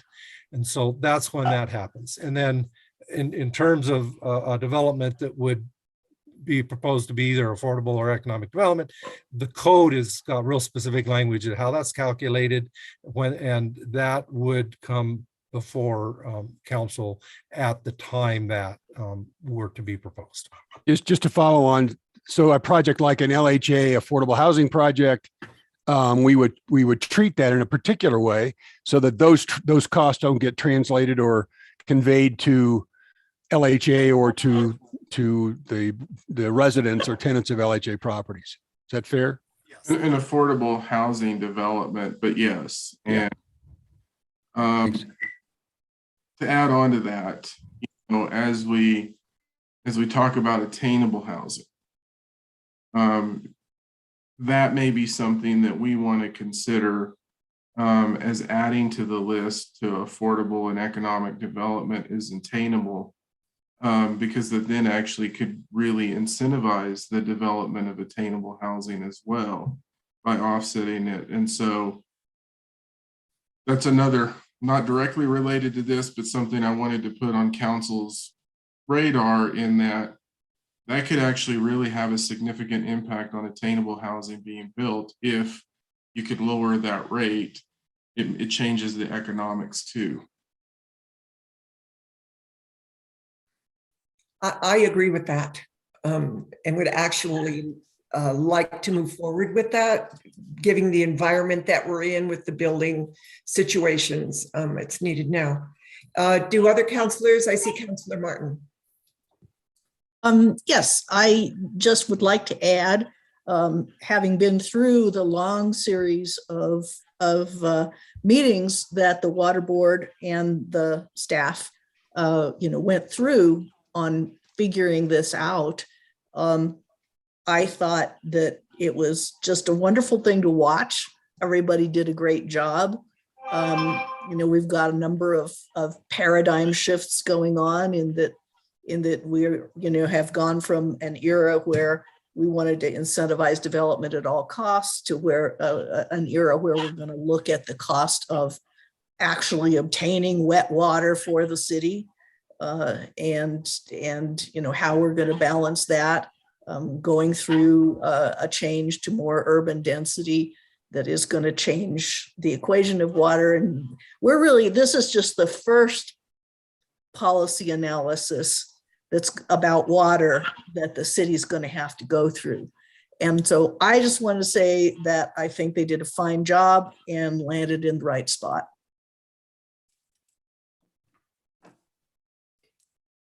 Any other comments? I do have, Dale, go ahead. Actually, Councilmember Yarborough, I'll sit back. Sorry. Go ahead. Okay. Go ahead. Well, thank you. I just have one question. I just want to clarify that back to what Councilmember Waters had mentioned, that if LHA, if you know, the developers develop something for affordable housing and there isn't a deficit, that extra cost won't go to the residents of the housing. Is that correct? The residents of the LHA. But what about the surrounding residents in that neighborhood, in that community? Will they have to pay extra? Will they fill in those gaps? So would that cost be translated to them? So I'm just asking. My first thought on that, and Harold, I'll refer to you, but honestly, I think that's something that staff can analyze and really bring back to the council some different options on that. One option would be that you would push those costs over into the other housing, thereby disincentivizing, if you will, the construction of larger homes or larger market homes, and incentivizing more attainable housing. If council doesn't believe that that's equitable or appropriate, alternatively, you could probably analyze it and only offset that portion that is being built either as attainable or as affordable. So I think we could do it either way, I guess is the answer. But it probably deserved a little bit of an analysis and evaluation and bring that back to you. Yeah, that was to go on to that. That was actually going to be one of my questions to council to say. So we know we have affordable and economic development. Does council want us to look at attainable in this as part of that same area? And then we can do that analysis as in terms of bringing back options, because I think there's several ways to do this. The one thing I would say that comes into play in this that has to do with this, but it's the way that it's structured, is it does create some financial gymnastics that you have to go through, because you have to pay it and then we pay it back.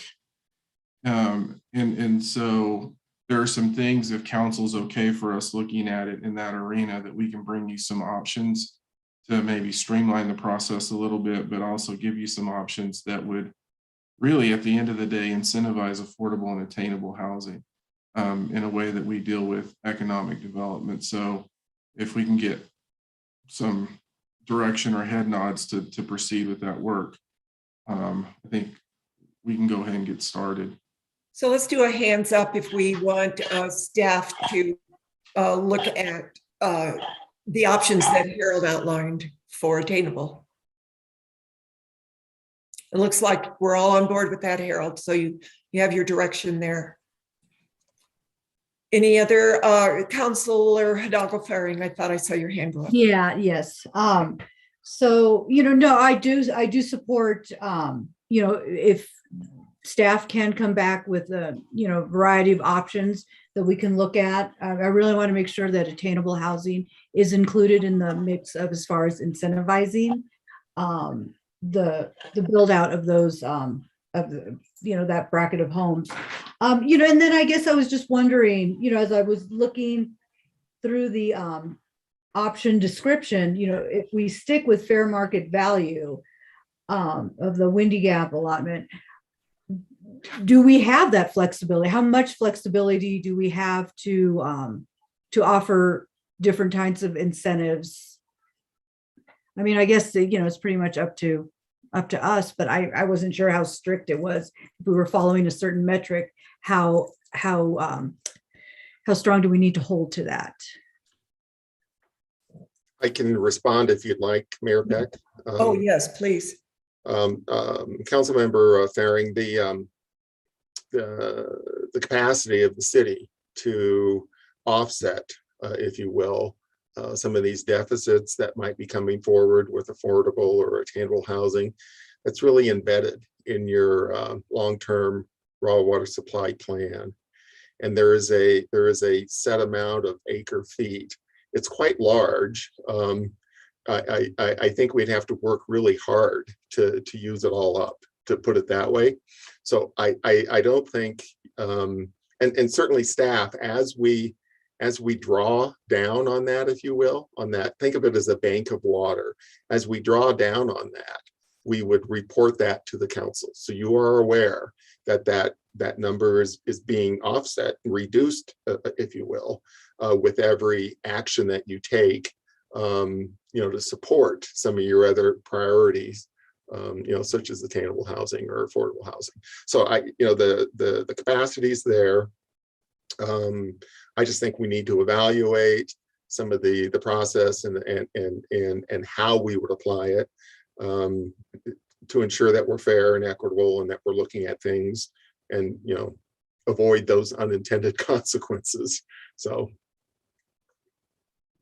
Yeah, I appreciate that. Yeah, because I agree with the number.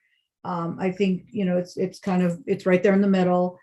I was shocked to see how low our rate was, our cash in lieu fee was compared to neighboring cities. So, I think, yeah, we can definitely move that upward. So yeah, I support also too, if we could have different options that we can choose from and discuss when it comes back to us. I'd really appreciate that. Thank you. So what we'll probably do is run the resolution with the rate as is, parallel these other options, and they may come a little bit later. Okay. Yeah, I think the first step is to get your cash in lieu fee set where you believe it needs to be set, and then, as Harold said, you've directed us essentially to do that analysis and get that back in front of you as well. Okay. With regards to those other priority areas. Sounds good. Thank you. So I have a question that is probably very elementary.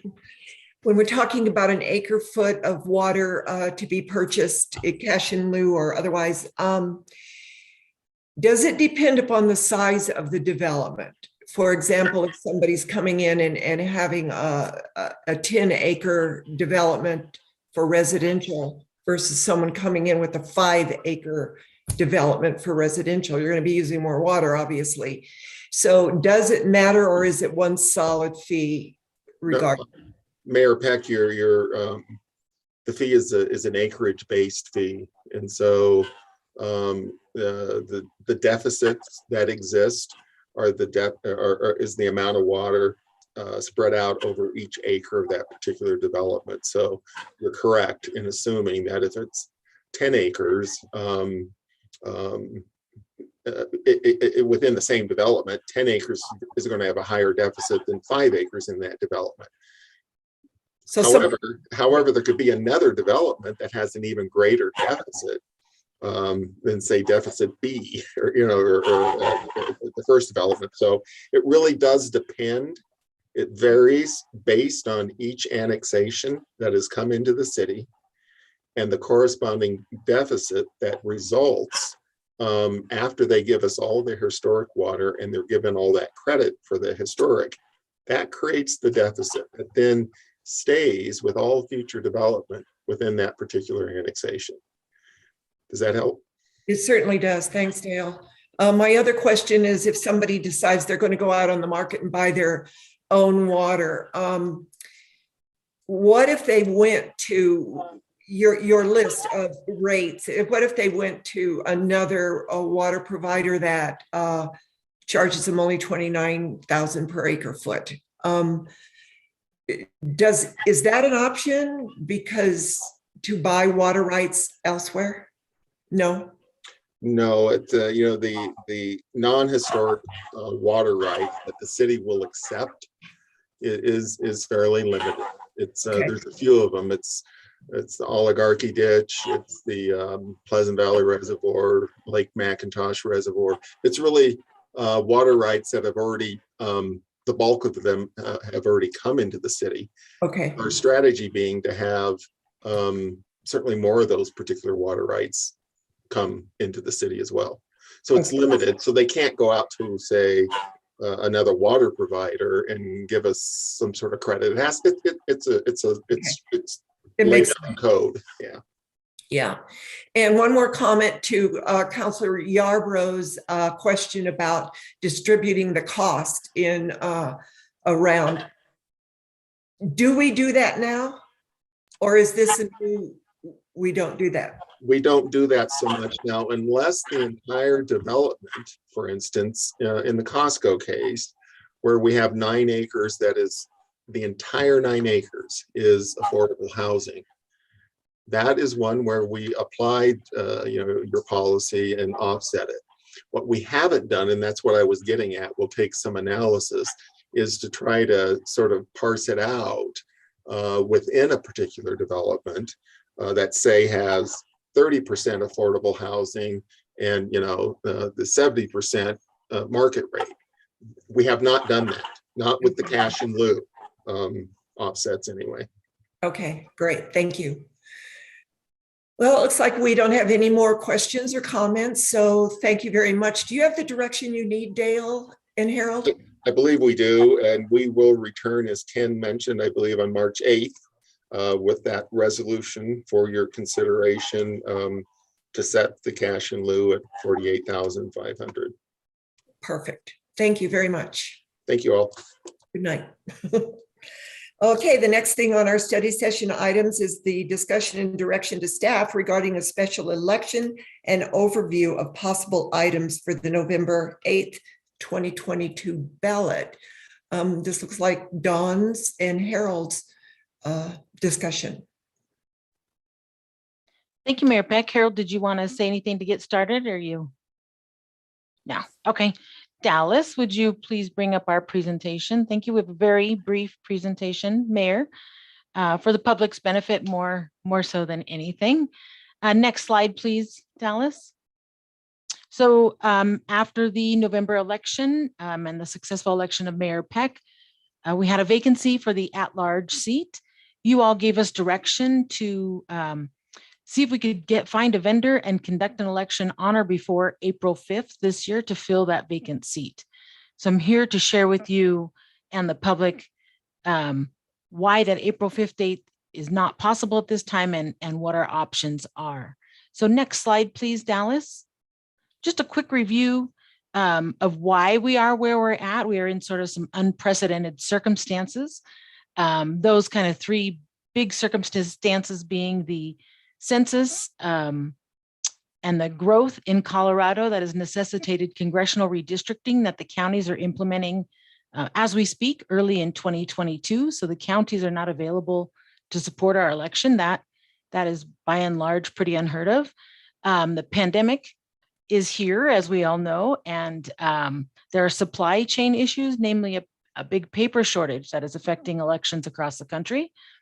And then, of course, the staffing issues we continue to discuss. And then also just the timing. The springtime is very busy. Most special districts and many municipalities hold their elections in the spring. So that creates a stretch on whatever resources are out there. So we've certainly come across that.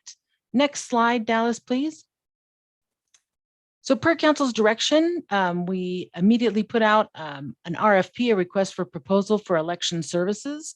We had that out for about a month from December 9th through January 6th. And tightly constructed, I would say, our proposed or timeline we thought we could hit, assuming we would find a vendor via the RFP. When the RFP closed at 2 p.m. on January 6th, we had no responses. We did not get a vendor, and we're kind of shocked to see that. So code allows us to then talk directly with vendors, and that's what we turned to do. I hit the ground running and began calling the 3 vendors that the county had referred us to that might be able to help us out, and some others that we turned over through our research. And what we found is, of course, this paper shortage had driven the costs up another $100,000 based over our initial estimate we provided to you all in November. So we did find a vendor who could potentially run or conduct our election, but their estimate went up from $250,000 to $350,000. But they could not conduct signature verification for us because signature verification, which is required in a mail ballot election, as we all know, it is done manually by the county. The vendor was not set up to do that. So we turned to the county to ask if they could lend their expertise, their judges, their signature judges, and help us conduct that piece of the process. And Boulder County came back and said, yeah, they could help us, and gave us an estimated cost to do so for about $40,000. And that took our estimate up to about $390,000. Next slide, Dallas, please. The challenge we found, though, was that the county is only available until April 25th, because on April 26th, they begin conducting the primary election, putting all the processes and procedures in place. Their staff gets to work on the primary. So they are only available until April 25th. Our vendor is very busy right now. The one vendor we found, they would not be available till late May or early June. So we're left with a little conundrum. Their timing did not align. So next slide, please, Dallas. So we wanted to bring back to council just an update on where we were at and ask you all for direction.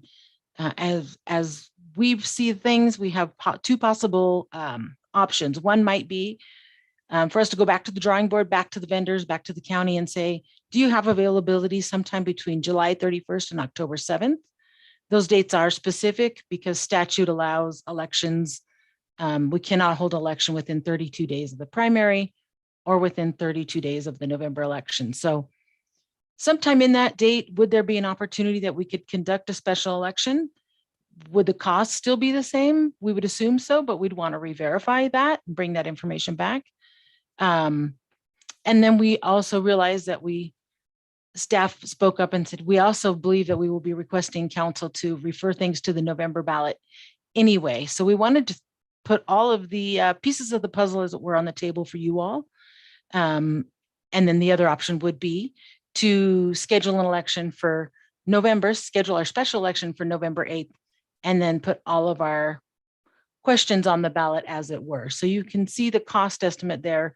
That is a very rough estimate based on what we've seen for coordinated elections in the past and adding a 40,000 increase for paper costs, because we will certainly see increased election costs no matter what we do. What everybody's going to pay paper shortage costs. So that is our kind of our big darn deal question.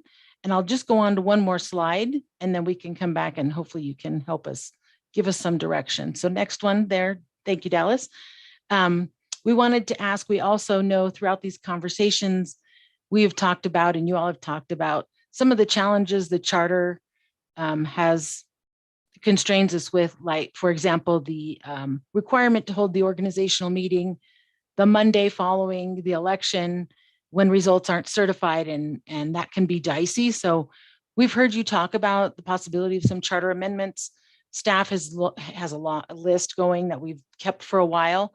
Wondered if you'd like us to prepare that, a list of possible amendments and bring that back in November or not in November, bring it back soon so you could consider what you might want to put on the November ballot.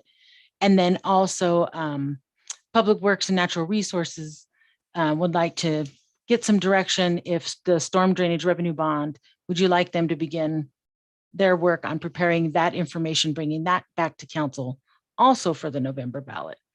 So really 3 big questions. Becky is also here, Becky Doyle, to answer any questions about storm drainage revenue bond. That is not my gig, but I'd be happy to answer any other questions you all have regarding timing, special election.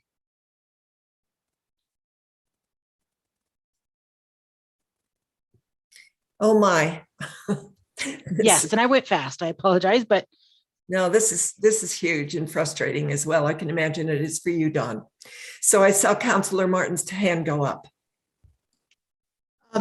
Yes, just quickly, I think that putting it on the November ballot is the way to go. This is no time to pay 3 times as much to seat someone for 2 or 3 extra months.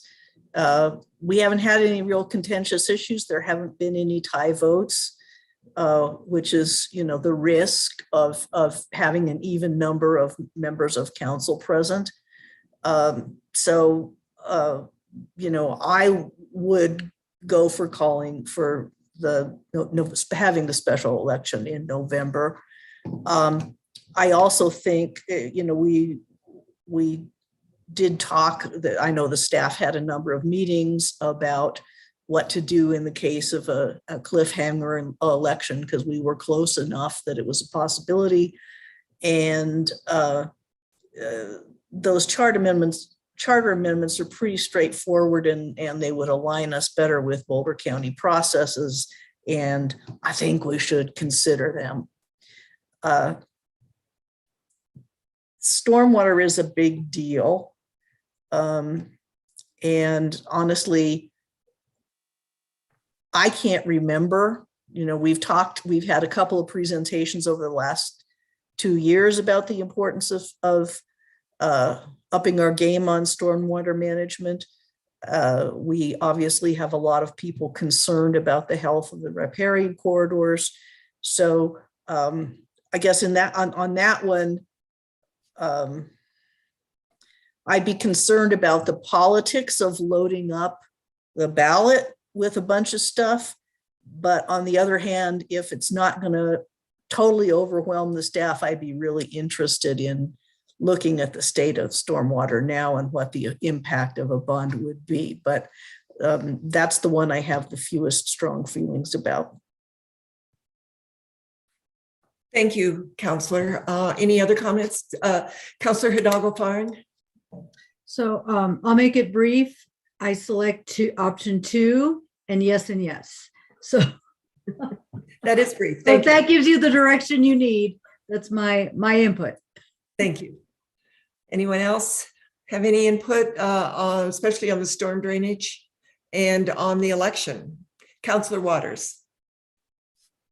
Starting with your first question, or the last part of the proposal about stormwater revenue bond, is it fair? I guess Dale would be the person to ask, or maybe it's Becky. I guess it probably would be Becky. Becky, is it fair to assume that what we did with stormwater drainage rates, the decision we made late last year that are now being implemented, create the revenue to be able to service the debt from a revenue bond? Is that fair?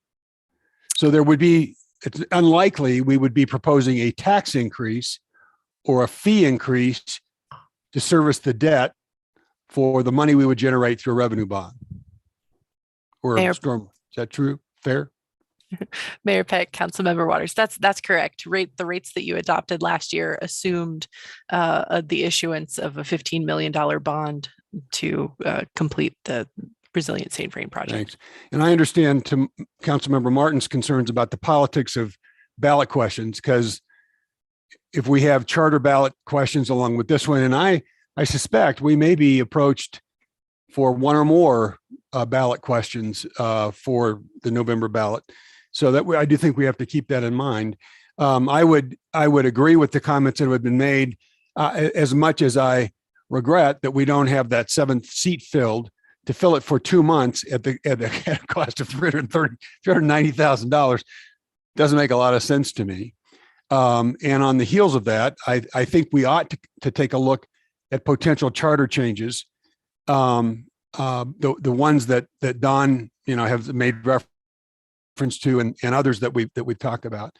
And I suppose there's nothing we can do other than note to self: the next time there's a municipal election in the same year that there's a redistricting, to have a conversation months prior to the election on the potential outcomes and the need to get a vendor in a queue on the off chance that there would be the need for a special election. But that said, I guess I'm curious why our county commissioners weren't anticipating what their workload would be prior to in a municipal election, where multiple municipalities potentially are facing the same situation we are, or as Don suggested, already have elections scheduled in the spring. And why, do we have any idea why they weren't paying more attention to what the implications would be and what municipalities might need? And I guess that's a question for Don. Thank you, Mayor Peck and Councilmember Waters. I think that's a great question. I haven't asked that question directly. I certainly could pose that to Molly Fitzpatrick and her team. I don't honestly know that they would have the information to anticipate necessarily. I guess I could ask them that question, but I don't necessarily know what they would say. Well, it would be worthwhile to probably put in the tickler system for Yeah. 9 years Lesson and learned. 8 months from now. Ask the question of county commissioners, are they prepared? And if not, what do we need to do, in the months prior to that municipal election? But I've got my questions answered. I remain frustrated that county commissioners have left us holding the bag on this. Thank you. I will pose not that commissioners, county clerks, commissioners, county clerk. Any other questions or opinions basically on the election as well as the water bond or anything else that's going to be added to this agenda? Seeing none, I will pipe in. I am also incredibly frustrated, which I've told Herald, that this was not anticipated. The very fact that there were two people that the possibility of having a vacancy on this council was pretty high, that both and I'm just going to come out and say it, that our legal department as well as our county clerk did not anticipate that we could have actually been looking for vendors in October, in November, knowing that we were going to have redistricting at some point. So I think it has to be on the election on the ballot as well. But I do know that this is high risk for us, having a 6-member council. Let's see, what else were we doing? On the charter amendments, I'm glad that staff has looked and has a list of charter amendments, because when I look at that charter, some of the things in there are not up to state requirements either. They just don't align with county and state. So my ask is, because some community members have brought this up as well. So would it be okay with council if community members cited some of the things in there and see if they align with what staff has put in as well? As long as we're going to do amendments, I would like to look at the whole charter and figure out how to do that. So Don and Harold, do you think that's an okay option, or would you rather not? You just want to keep it in-house? Mayor, I don't know what Harold's opinion is, but my guess is that we have a pretty substantial list of items besides these election items we've discussed. My guess is that we have already identified, their list is probably on our list, is my guess. So you'd rather keep it in-house? Yeah, if anybody wants to welcome me or email me, I welcome their email and be happy to vet that through. Great. Okay, I'll put that out. Thank you. So I am okay on the charter amendments and on holding the election in November for the vacancy, as well as putting the water bond. When we do that language, though, I would like, make it very clear that this will not raise rates. They've already been raised, because that's always a huge misunderstanding with our voting public. So just to make it clear for staff, can we just raise our hands on charter amendments? Let's start with that. Who want us to go forward and put charter amendments on the ballot in 2022? So we have a consensus there. The bond issue, the water bond, should we put that on?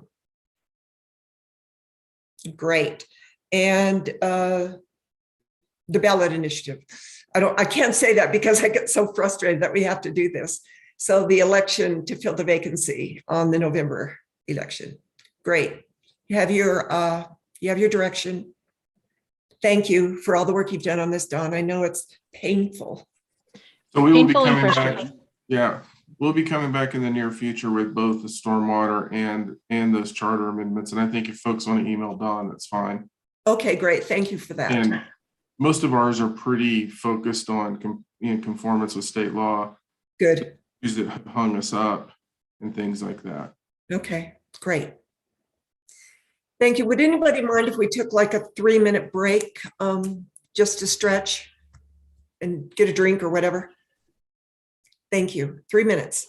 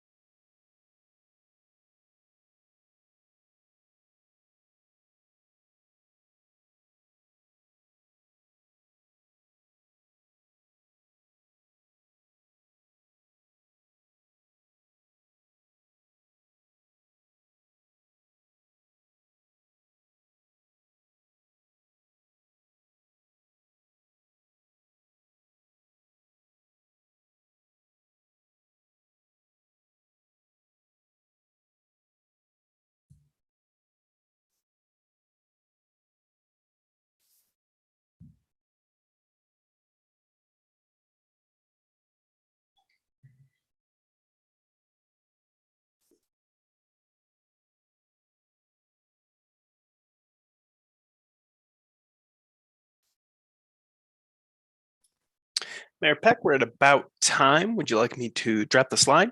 Yes, please. Sure thing. Thanks, Dallas. Looks like we're almost back. We're just waiting for Marcia.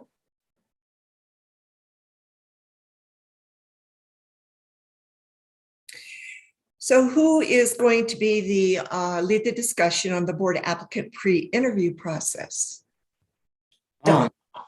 Okay, welcome back. We have 2 more study session items. The next one is the board applicant pre-interview process outline.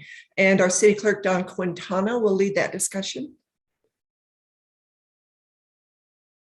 Can't hear you, Don. You're unmuted, but for some reason. There we go. I have 2 mute buttons, so. Okay, thanks. Double muted. Thank you. Dallas, would you mind bringing up that board presentation? Thank you. Very brief presentation The council communication is definitely more informative, but just wanted to do a quick review. So you all asked us to go back and see if we could come back with a process to help boards be involved in the board applicant interview process. So this is the topic for this presentation. Next slide, please, Dallas. Actually, 2 more slides. So we took the direction you all gave us after the end of year recruitment season. I think Councilmember Waters made the motion. And we went to meet with the staff board liaisons to share with them the idea that clerk's office would continue to do recruitment and accept applications and vet applicants per eligibility, but that we would like to, per council's direction, discuss the idea of inserting board involvement before council then interviewed applicants. So we talked through that with board liaisons. And I would say generally very, very favorably, they're very excited to be involved and to help with this process. So that was nice to hear. We kind of landed that the thought would be that they would form a nominating committee together with the staff liaison to the board. The nominating committee might be two board members of their choosing. It might be the chair and another board member. However, each board wanted to do that. But then the staff liaison and the 2 board members would interview the applicants that had been deemed eligible by the city clerk's office. And we talked a lot about how to create consistency there for the applicants, since all the boards are so different. They all have just different mannerisms, different characteristics, different work that they do. So they wanted to ask some consistent questions. They asked if we could help them out with a ranking sheet so they could be consistent in how they review and think about and compare applicants. They wanted to record those interviews. So if you all wanted to go back and look at an interview, for example, before you did your interviews, or they needed to refresh their memory, or there was a question, we would only retain those per our municipal records retention schedule. And then when they are done with their process, they would recommend 1 interviewee per vacancy. So if there were 3 seats on a board open for appointment, that they would then recommend 3 applicants, assuming of course they had 3 or more applicants for the vacant seat. We don't always get that, but that would be their charge, to whittle down the group to the same number of applicants or interviewees as there are seats available. Get that information back to the city clerk's office, and then we would schedule interviews for council of those interviewees. So it'd be a smaller group of applicant interviews that council would then conduct instead of the whole applicant group. Next slide, please, Dallas. What that really did was it just shifts the timeline. We realized that we want to make sure boards had a full month of time to conduct interviews if this were the way we go, because they meet at different times during the month. So we felt like giving them a full month. So it would tighten up the application period just to a 6-week. We accept applications for 6 weeks. The following week, we would gather vet eligibility and get applications to the board staff liaisons. They would then have the following month to do their interviews and get their recommendations back to the city clerk's office. Then we would schedule the interviews for council, and the rest of it would be the same as what we have done, conduct interviews, and then you all would make appointments at a regular session. So we just wanted to lay out kind of what that timeline looks like for mid-year and end-of-year recruitment, so everybody could see that. But it's a 6-week recruitment period, 1 month for board interviews, and then the appointment timeframe is the same. That would be the same targets as we've been doing anyway. So just wanted to share that with you. Next slide, please, Dallas. And then we got some great questions from the staff liaisons to the boards. They asked if council expected a formal recommendation from the board as a whole, or was it sufficient for the nominating committee to provide the recommendation? That was a really good question.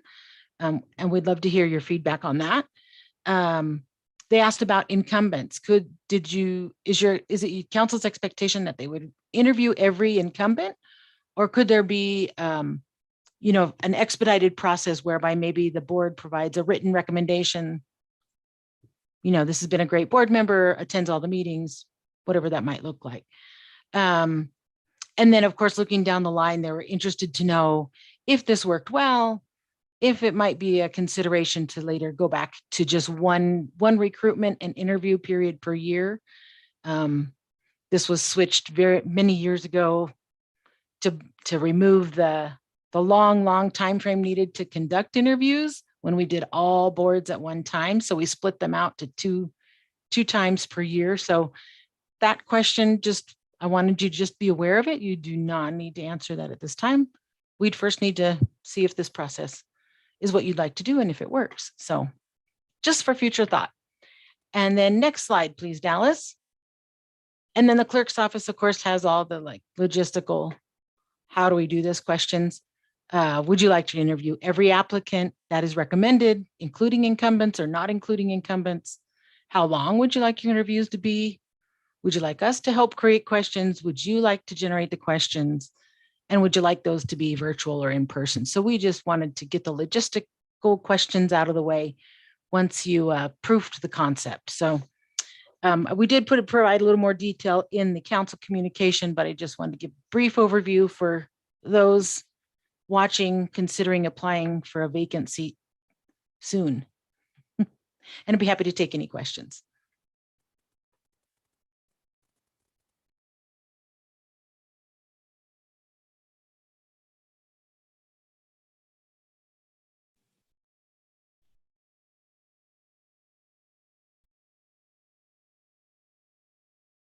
You're on mute. No, I have to say that all over again. Counselor Hidalgo-Faring. So I do have a question. So currently our interviews are very short. So by streamlining this process, allowing for the interviewees to be vetted before they come to us, gives us a smaller number to interview. Would that allow us the opportunity to expand that question Q&A time? And does that need to be written in any kind of rules of procedure if we decide to lengthen that interview time? Thank you, Mayor Peck, Councilmember Hidalgo-Faring.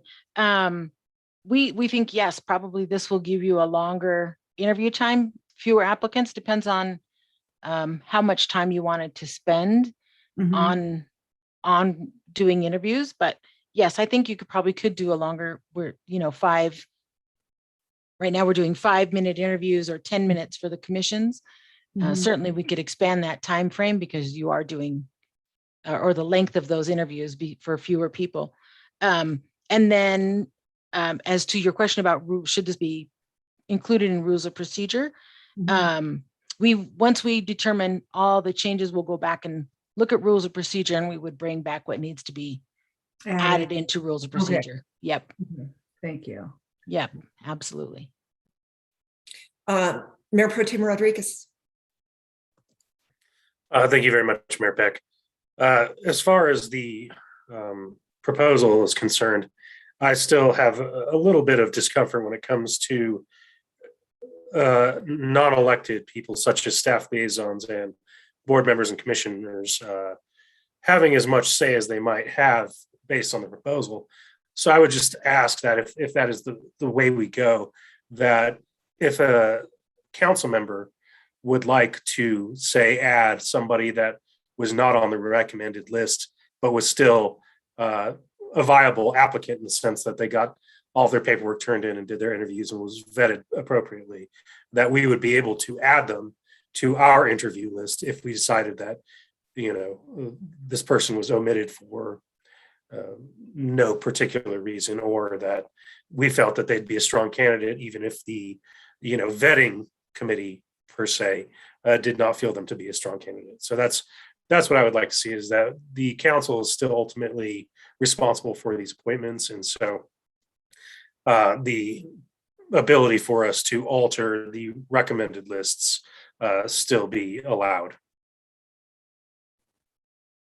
Absolutely, Mayor Pro Tem. I think that is a great idea. And the board staff liaisons expressed a concern with the burden of that responsibility, if you will, and wanting to make sure that everybody got their fair shake. So I think that that's a great addition, just to ensure that you can always pull forward somebody that council feels should be interviewed. Councillor Waters. So thanks, Don, thanks, Mayor Peck. Thank you, Don, for your work on this along with Michelle. I think what you've done reflects the direction we gave or the request we made, and I think makes way better use of our time in this process and lends itself to better decisions in terms, or better matches between what boards and commissions need and the people they get to fill the vacancies. I think I disagree with what I just heard in terms of a council role in this. One of the concerns that we've heard from other council members, current and former council members, is that at some point in time, there was a concern about cronyism and council members, playing out in ways that council members or somebody, not council members, somebody else on boards and commissions were somehow creating a process where they could get their friends or supporters appointed to these positions. I'm a little concerned that what I just had lends itself to that if a council member can decide somebody gets an interview after having interviewed and not passing muster with a board or commission, then a council member can simply say, never mind, we're going to interview that people. I would be strongly opposed unless I hear a clear rationale for that, for the record. I think this puts boards and commissions in exactly the role they ought to be in. Our members, the roles they ought to be in terms of them deciding what do they need and what's the best match between the candidate pool and the recommended folks. We get a chance to interview them. If at the end of the day, a majority of the council believes that somebody's a bad appointment, we wouldn't approve it. That board or commission would have to go back and interview somebody else or more people to get us a recommendation that we would approve. But ultimately, the council has the say, correct, with what you proposed? In terms of the appointment, absolutely. Council Yeah. would make the appointments. Yes. So I think we're still the final the arbiter or decision maker in that process. And I think the way you've laid it out is makes most sense and makes the best use of our time. Thanks. Any other comments?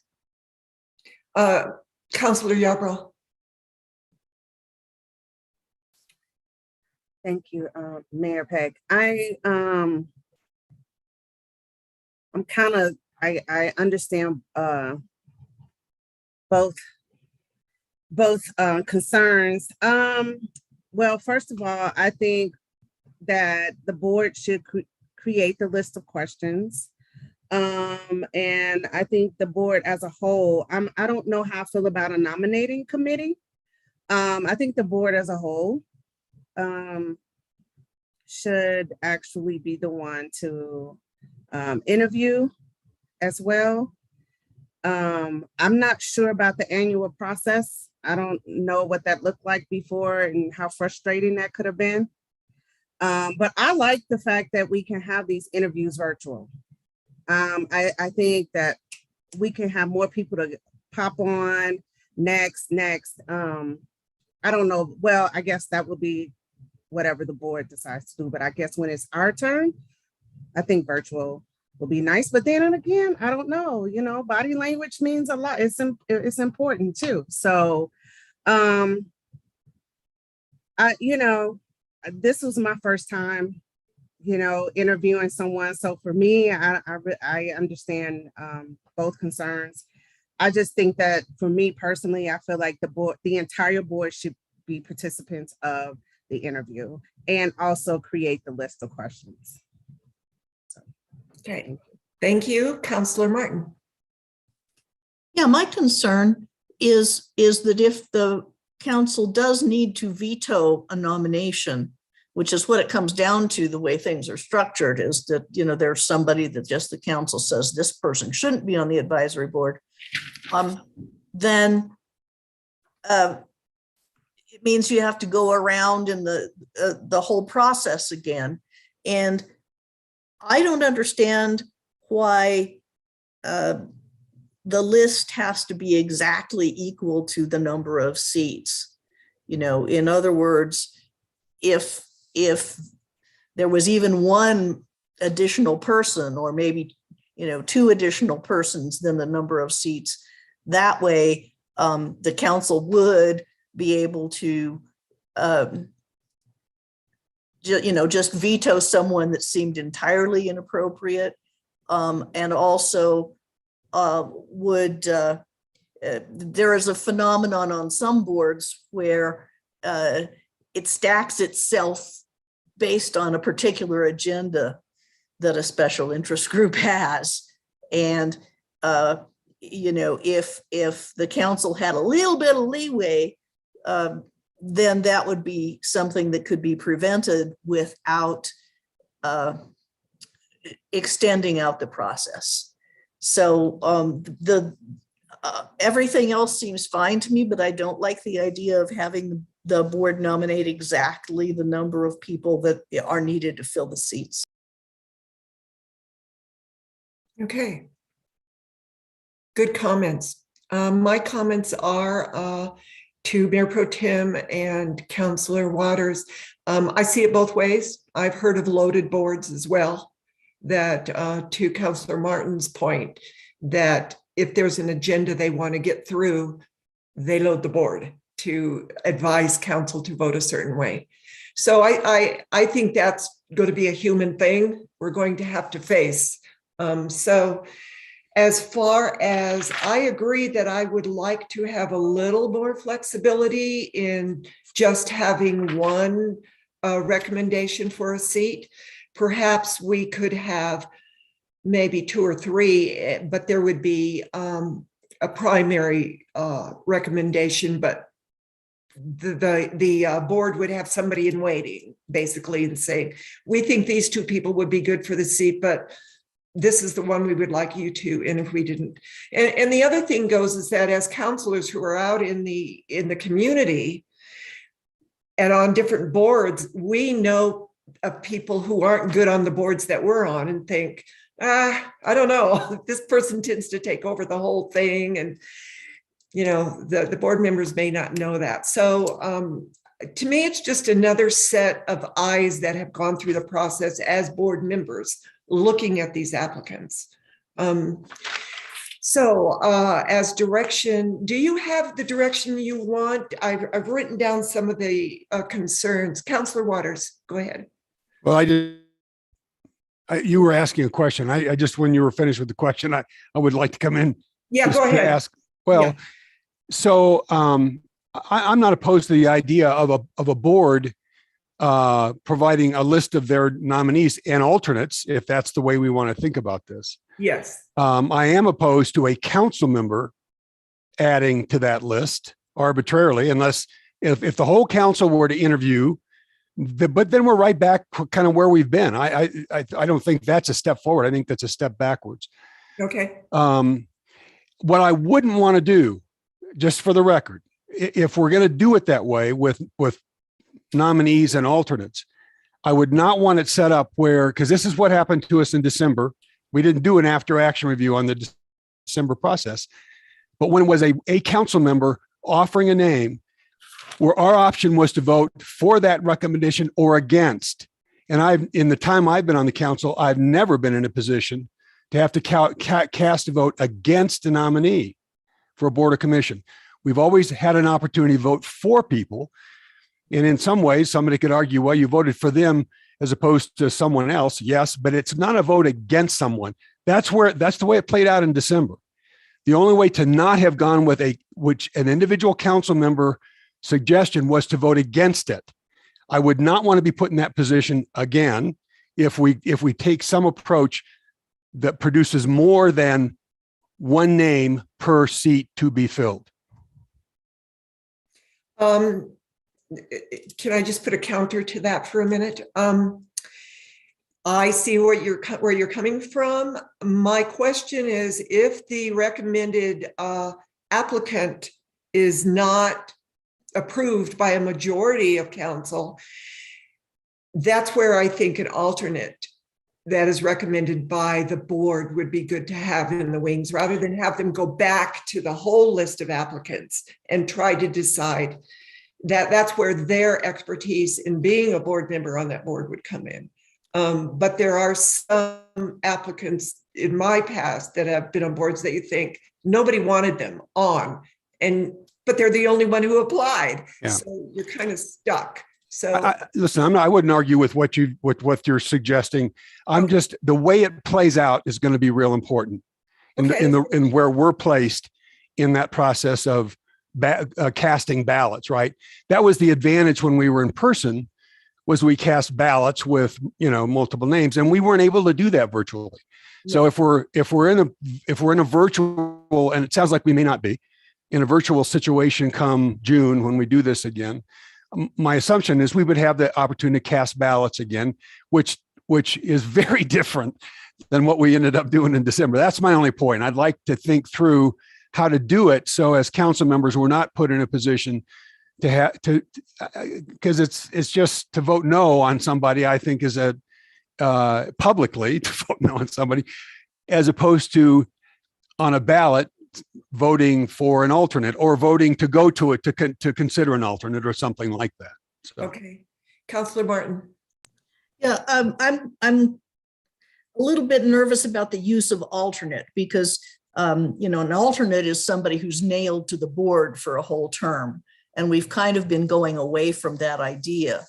I was thinking more in terms of having the boards recommend a pool of candidates which is smaller than all the applicants, but bigger than the number of seats. So, whether we would be shooting for a pool that was 20% bigger rounded up to the nearest person. So, if they had 3 seats open, then they would nominate 4 people, and the council could decide which 3 of the 4. Which again gives you no individual council member is ever voting against somebody. They're always voting for their choices, and then it's the people who are chosen the most. That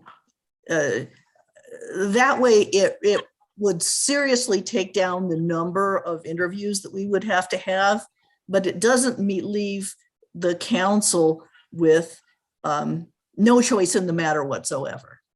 Okay. So, if I could just clarify. Yes, and Herald also wants to. Oh, good. Okay. I was just going to say, I hadn't thought of that perspective. So that's really useful feedback to a larger pool than the number of seats. If you could just provide a little more direction around what we might do if there aren't, let's say there are 6 applicants for 3 seats, and really the board finds that really truly 3 of those really should move forward. They don't come up with a 4th. What would you like them to do in that scenario? Any comments? Councillor Waters. Let me just say, I don't agree with Councilmember Martin on this. I think we ought to trust, frankly, if I look at this is not a statement of a lack of trust of us, but the people who know best what a board needs and would have the time to interview and do the vetting are the board and commission members. The fact that we know more about what they need or more about the individuals, I don't accept that idea personally. Okay. And I would not want, first of all, to the question of incumbents, I'd like to interview incumbents, frankly. I think they'll bring a perspective that'll inform us about what boards and commissions mean. We'll learn something from incumbents, not to interview them to be on, but kind of what we should be thinking about in terms of going forward. But my preference would be to say, if you've got the right number of candidates, you've got the right slate, you recommend them. If a board or commission says, we've got 5 people for 4 seats or 3 people for 2 seats, whatever, and they're all great, we just can't come to grips with this, and they want us to make the decision, then that's a different question. Then in that case, I'd say, you've submitted three. I know, don't call them alternates. You've submitted three people for two seats, and we'll make the decision after our interviews. So can I see a hand raise on this? Councilor Martin would like more applicants than seats available, possibly one more applicant. So we have somebody waiting in the wings that we can pull from. Councilor Waters would like just the number of applicants per vacancies. Am I saying that correctly, councilors? So if you want the same number of applicants as vacant seats, please raise your hand. But Mayor Peck, my Yes. question is, what happens when you have less applicants for so I mean, it's kind of hard for us to decide that because we saw that. I mean, And that usually either goes out for another request for applicants or they have to wait. Dawn, do you want to answer that? That's correct, Mayor. If we don't receive enough applicants to fill the seats available, then we will re-recruit usually, depending on the timing, but usually we would re-recruit. Okay. Mayor Pro Tem Rodriguez. Thank you, Mayor Peck. I think it's hard to put like an arbitrary 20% above number of seats available kind of saying on this. I would like recommendations, I guess I'll put it that way. I'd like recommendations of the folks who are truly qualified. And if, this only really accounts for a certain number of boards that really get high applicant volume, such as planning and zoning and parks and rec. These are very popular boards, right? And those are the ones that we commonly see more people apply for than there are seats available. And oftentimes there's definitely at least a couple folks that could be weeded out. No offense, they're just maybe not ready yet. They may be ready in the future, who knows? But they're just not quite prepared necessarily for the duties. And so I'd love the recommendations as far as, the vetting is these folks are qualified. And if that means that if there's 3 seats and there's 5 people that are duly qualified, we get those 5 people. And maybe there were 2 others that kind of were, they got through the process and did not receive that recommendation. So I don't necessarily want to see either we have to do recommendations for the exact number of seats, or we need a certain amount of extra folks than the exact number of seats. I think this will just need to play out initially, at least, in the sense that we get recommendations for all those folks qualified for an interview with City Council. I guess that's kind of how I would look at it. Not necessarily trying to throw a number on it one way or the other. Councilor Martin. I would be comfortable with that. I think the board shouldn't be limited in the exact number of people that they recommend. I am not comfortable with the council having no say whatsoever. And if the board gives us their slate and it's an up or down vote on each person, then first of all, that's exactly what Dr. Waters said he didn't want, which would mean we would be, in the case of each individual seat, the only thing we could do would be to vote the recommended person down. And second, the council also is entitled to an opinion about the kind of recommendations. The council has a vision too, and the council may care about the way the board aligns with its vision. And I think that should be something that we have a chance to influence. Okay. Councilor Hidalgo-Firing. Thank you. So, as I'm looking at the questions here, I would like to see a formal recommendation from the entire board. I think what they have to provide would be very insightful, meaningful. They do this work all the time, and they all have different points of view on how to best approach. So, I would like to hear from all of them. In the other, I'm not ready to answer number 2 to go to a 1 year yet. I think, sometimes people might, that window for the one application, or, you know, that one rollout of accepting applications, it might not work for an individual at that time. Then that means they'd have to wait a whole other year to be able to try again. So, you know, my feeling is kind of, let's keep it split for now. I do want to interview incumbents. You know, some of the things I've noticed since being on council and listening to the interviews is that, yes, you know, the incumbent does have that expertise or had experience on there, but we see these new folks coming in with, you know, bright ideas, you know, their own set of expertise and something that they can bring where, you know, maybe I might want to pick, we might want to be leaning towards that person as opposed to just sticking with the incumbent. So having that option open, and giving, you know, the incumbents the opportunity to interview as well. I think, yeah, I mean, I would like to extend the time that we interview people. You know, if we have 5 minutes initially, then, you know, if we can up it to 10, that would be great. And same thing from the 10 to 15, just so we can have a more clear, in-depth conversation with these applicants. I personally would like in person. I know virtually worked with some people who were out of town, but in person, you know, we're not having to deal with the technology issue that pulls away from the time we could be having meaningful discussion.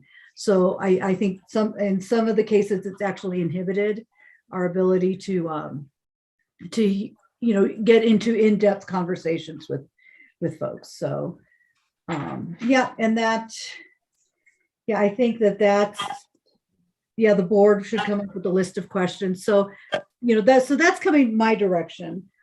If there's anything else you need or any other questions, you know, let me know. But that's kind of where I'm feeling. Thanks. Herald. Thank you, Susie. Mayor, Council, if I can maybe throw something out for you all to consider. I mentioned this to Dawn. So what you see in larger communities, not saying that we wanted, but they have an appointments advisory board. So going back 20 years when I worked in a really large city, it was almost impossible for the council to approach board and commission interviews. And we could get Dawn to reach out to some of those cities, because what they do, on what I heard, is they advise city council regarding qualified appointees. And so maybe we can reach out and see, well, how do you advise and what do you look at as part of that? Because I think that's what you all are interested in, and maybe try to learn what they've gone through.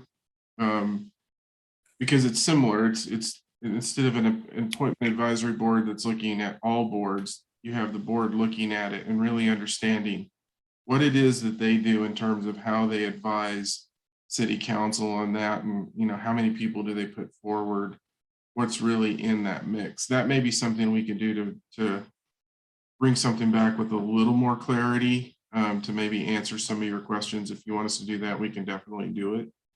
I know a couple of places that we can reach out to. Okay, great. Let's raise our hands if we would like Herald to, if we'd like to direct staff to reach out to other communities for direction.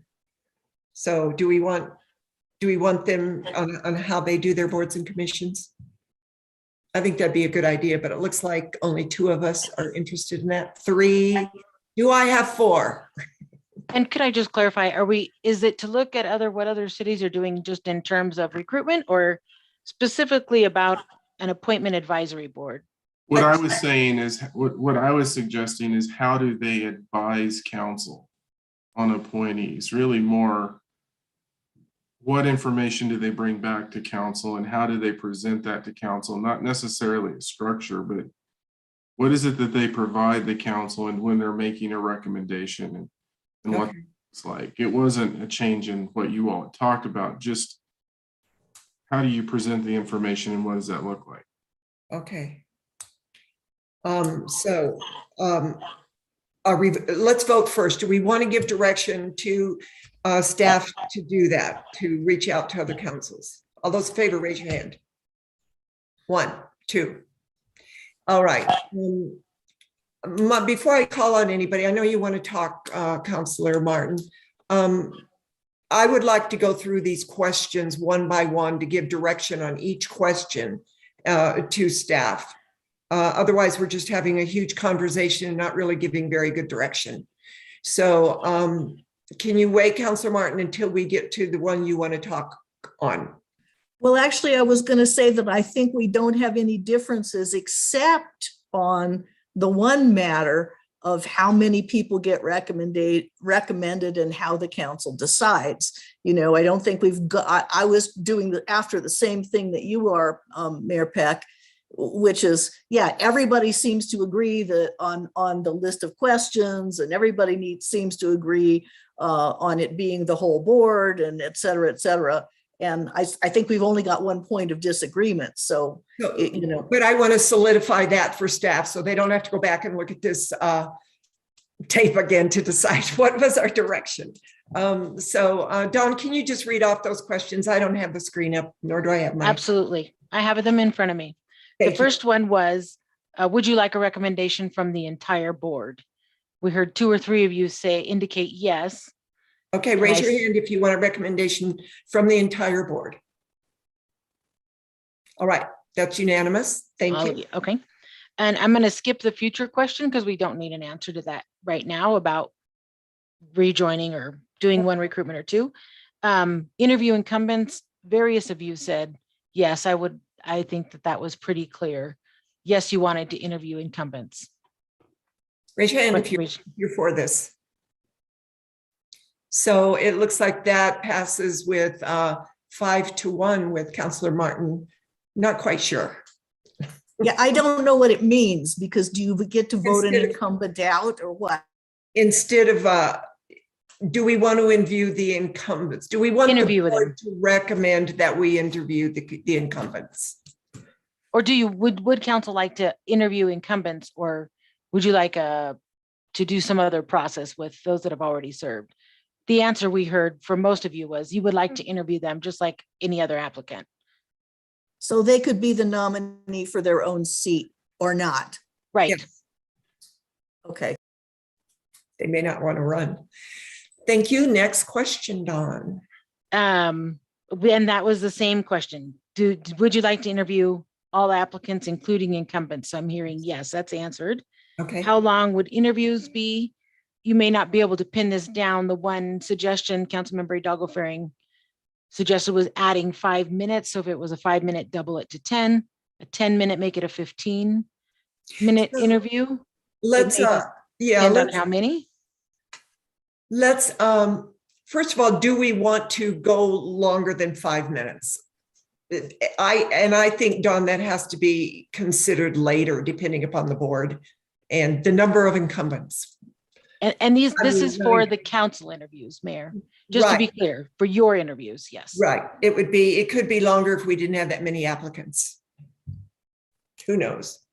It could change with each board. Would it be okay if we started with the concept of 10 and 15 minutes and see how that looks in terms of the number? You know, we don't know what this exactly looks like yet. See what that time commitment looks like. And if it looks daunting.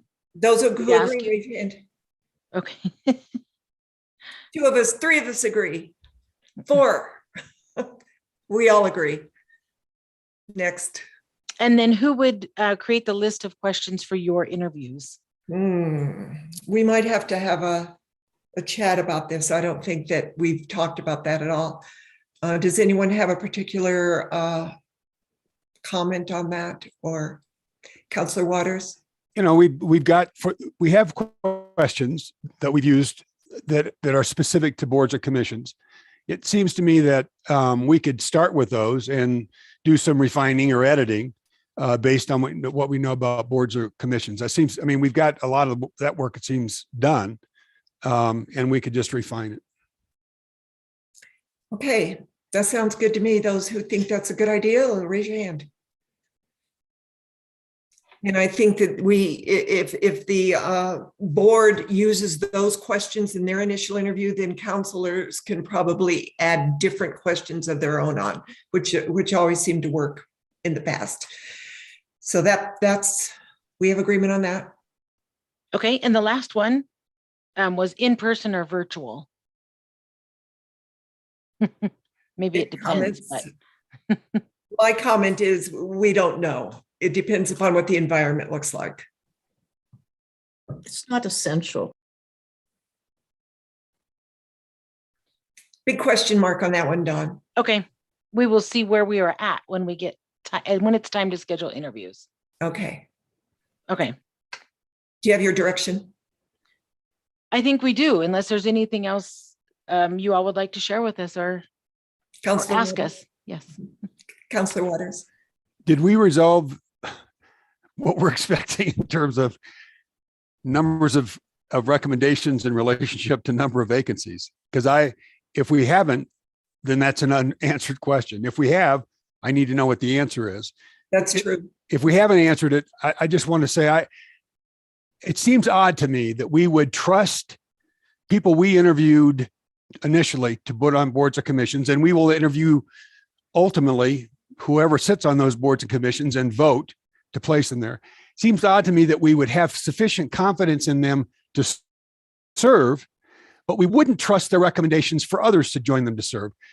So to get more than the number of nominees, I still think is unnecessary, number one, and more than the openings, number one. Number two, there was a comment Councilmember Martin made about agendas or, programs.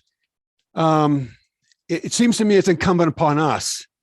If we expect boards or commissions to be carrying out some agenda or developing recommendations that are aligned with our vision or our expectations, we ought to be clearer on our vision and our expectations for the work that each board and commission does. We were asked a question in our process, we're at the chamber last week about what are our priorities for the next 6 months. And we had some responses, but if you were to translate that into Parks and Rec, Housing and Human Services, just go down the line, planning and zoning, et cetera. It seems to me we would owe it to the boards and commissions to be clear on our expectations or our vision if we expect them to be focused on or developing recommendations that are aligned with those. And right now, I don't think we can do that. So I hear two things in this discussion, and you're right, Councilor Martin, we've discussed this almost ad nauseum at this point. So the options on the table that I see them, and Dawn, chime in here if you see anything different, is that we have one appointment, we have one recommendation for each vacancy, recommended by the board. So that is one option. The other option is that we have more recommendations from the board per seats that are vacant. For example, if we had 3, then maybe we have 5 recommendations or whatever. So it's either equal recommendations for vacancies or more recommendations for vacancies. The number of more is to be determined by how many applicants I see. So those are the only 2 I see. What do you see, Dawn, as far as what's been stated? The equal is, that one's clear. The other option, what the note I wrote was a recommendation of all applicants they would recommend for council to interview, whatever that number is. Exactly. Maybe it's 1, maybe it's 7, maybe it's all of the applicants, maybe it's 3. Okay. Whatever their recommendation is, that's what you would like them to bring forth. Okay, so let's vote on, raise hands on equal recommendations for equal seats. Number of those in favor of that. Okay, that fails for lack of majority. The other one is all, say it again, Dawn. That boards would recommend all applicants that they would like for council to interview. Okay, those, raise your hand if you want that recommendation. Okay, that passes with 5-1 with Councilor Waters opposing. Do you have a pretty clear direction, Dawn and We do. I'm sure this new process will create other questions as we roll forward. And course, we will it's an just bring those experiment. forth as we encounter them. So, but I do. Thank you very much for going through one by one. Appreciate that. You're welcome. Thanks for all this work. Our So pleasure. now, our next and last study session item is for Sandy Cedar, the 2022 recommended legislative bills. Thank you, Mayor Peck. Sandy Cedar, Assistant City Manager, and I have two bills for consideration today.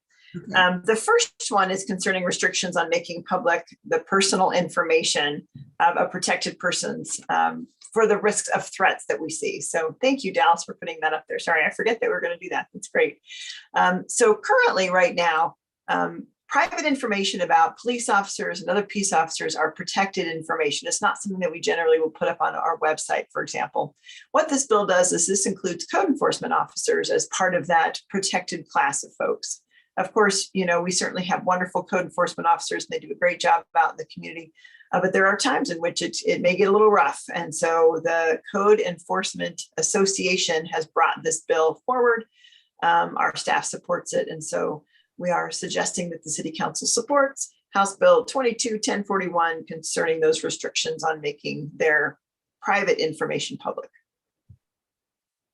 Do we have any discussion or should we just vote on this? All those in favor of supporting this bill, raise your hand. That passes unanimously, Sandy. Next. Thank you very much, Mayor Peck. The second one is concerning the creation of Colorado Homeless Contribution Income Tax Credit. So this one is Senate Bill 22-1083. And basically what it does is it repeals the way that current income tax credits are done for nonprofits who are helping people who are homeless. What we have found is that the existing way of doing it is making it so that it's very difficult for some of these organizations to receive this tax credit, which is a great way to be able to provide some investments and some private investment in these nonprofits. It will be replaced by a different plan, which hopefully will make more people that are helping folks who are homeless eligible for this credit, and therefore maybe some more contributions, private contributions may come their way. Currently, the R Center qualifies for this, but I think there's a danger that the R Center won't because things continue to ratchet down with this particular income tax credit. And so hopefully this bill would fix that issue and provide more leverage for these nonprofits that are helping folks who are experiencing homelessness to be able to better fundraise. So because of that, and because the City Council obviously helping people who are experiencing homelessness is part of your work plan, the staff suggests that recommends that council support House Bill 22-1083. So to ensure that the R Center will be able to continue to receive these types of credits, as well as other folks who are also helping people who are experiencing homelessness. So this is specifically for nonprofits, Sandy? It is. Yep, that's exactly right. And so the R Center has been part of this. It deals with the enterprise zones plus the nonprofits. It's kind of that nexus. So for example, the R Center is in an enterprise zone and has been part of that project since 2016. Jessica Erickson from LADP and has mentioned this as well, that this has been really beneficial. And they have led efforts to be able to get that designation for the R Center. And of course, now they're in danger of losing it because it seems to ratchet down over time. And so by changing this bill, it not only expands those opportunities for those nonprofits, but also for others as well, kind of expands that enterprise zone. Okay. I do believe it is limited to nonprofits who are assisting people who are experiencing homelessness. I believe it's ratcheted down to that very fine detail. Okay, great. Those who, should we support this? Raise your hand if you want to support this bill. There you go. Thank you very much, Mayor. You're welcome. So we're at Mayor and Council comments. Anybody on council have any comments they want to share? No? I know it's late, but I do want to tell, I do want to make a comment about the PRPA retreat that we had on Friday, just to bring people up to date a little bit about what we're doing. It was a retreat to decide upon collaboration among the cities as well as with PRPA, and it was a very good retreat.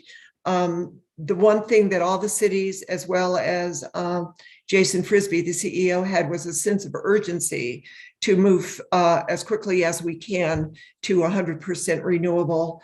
There was a discussion about having a consultant, perhaps from INREL, come to the board and help us through this process with lessons learned from other agencies. And there is also a timeline that people wanted to have. How are we going to transition and target dates?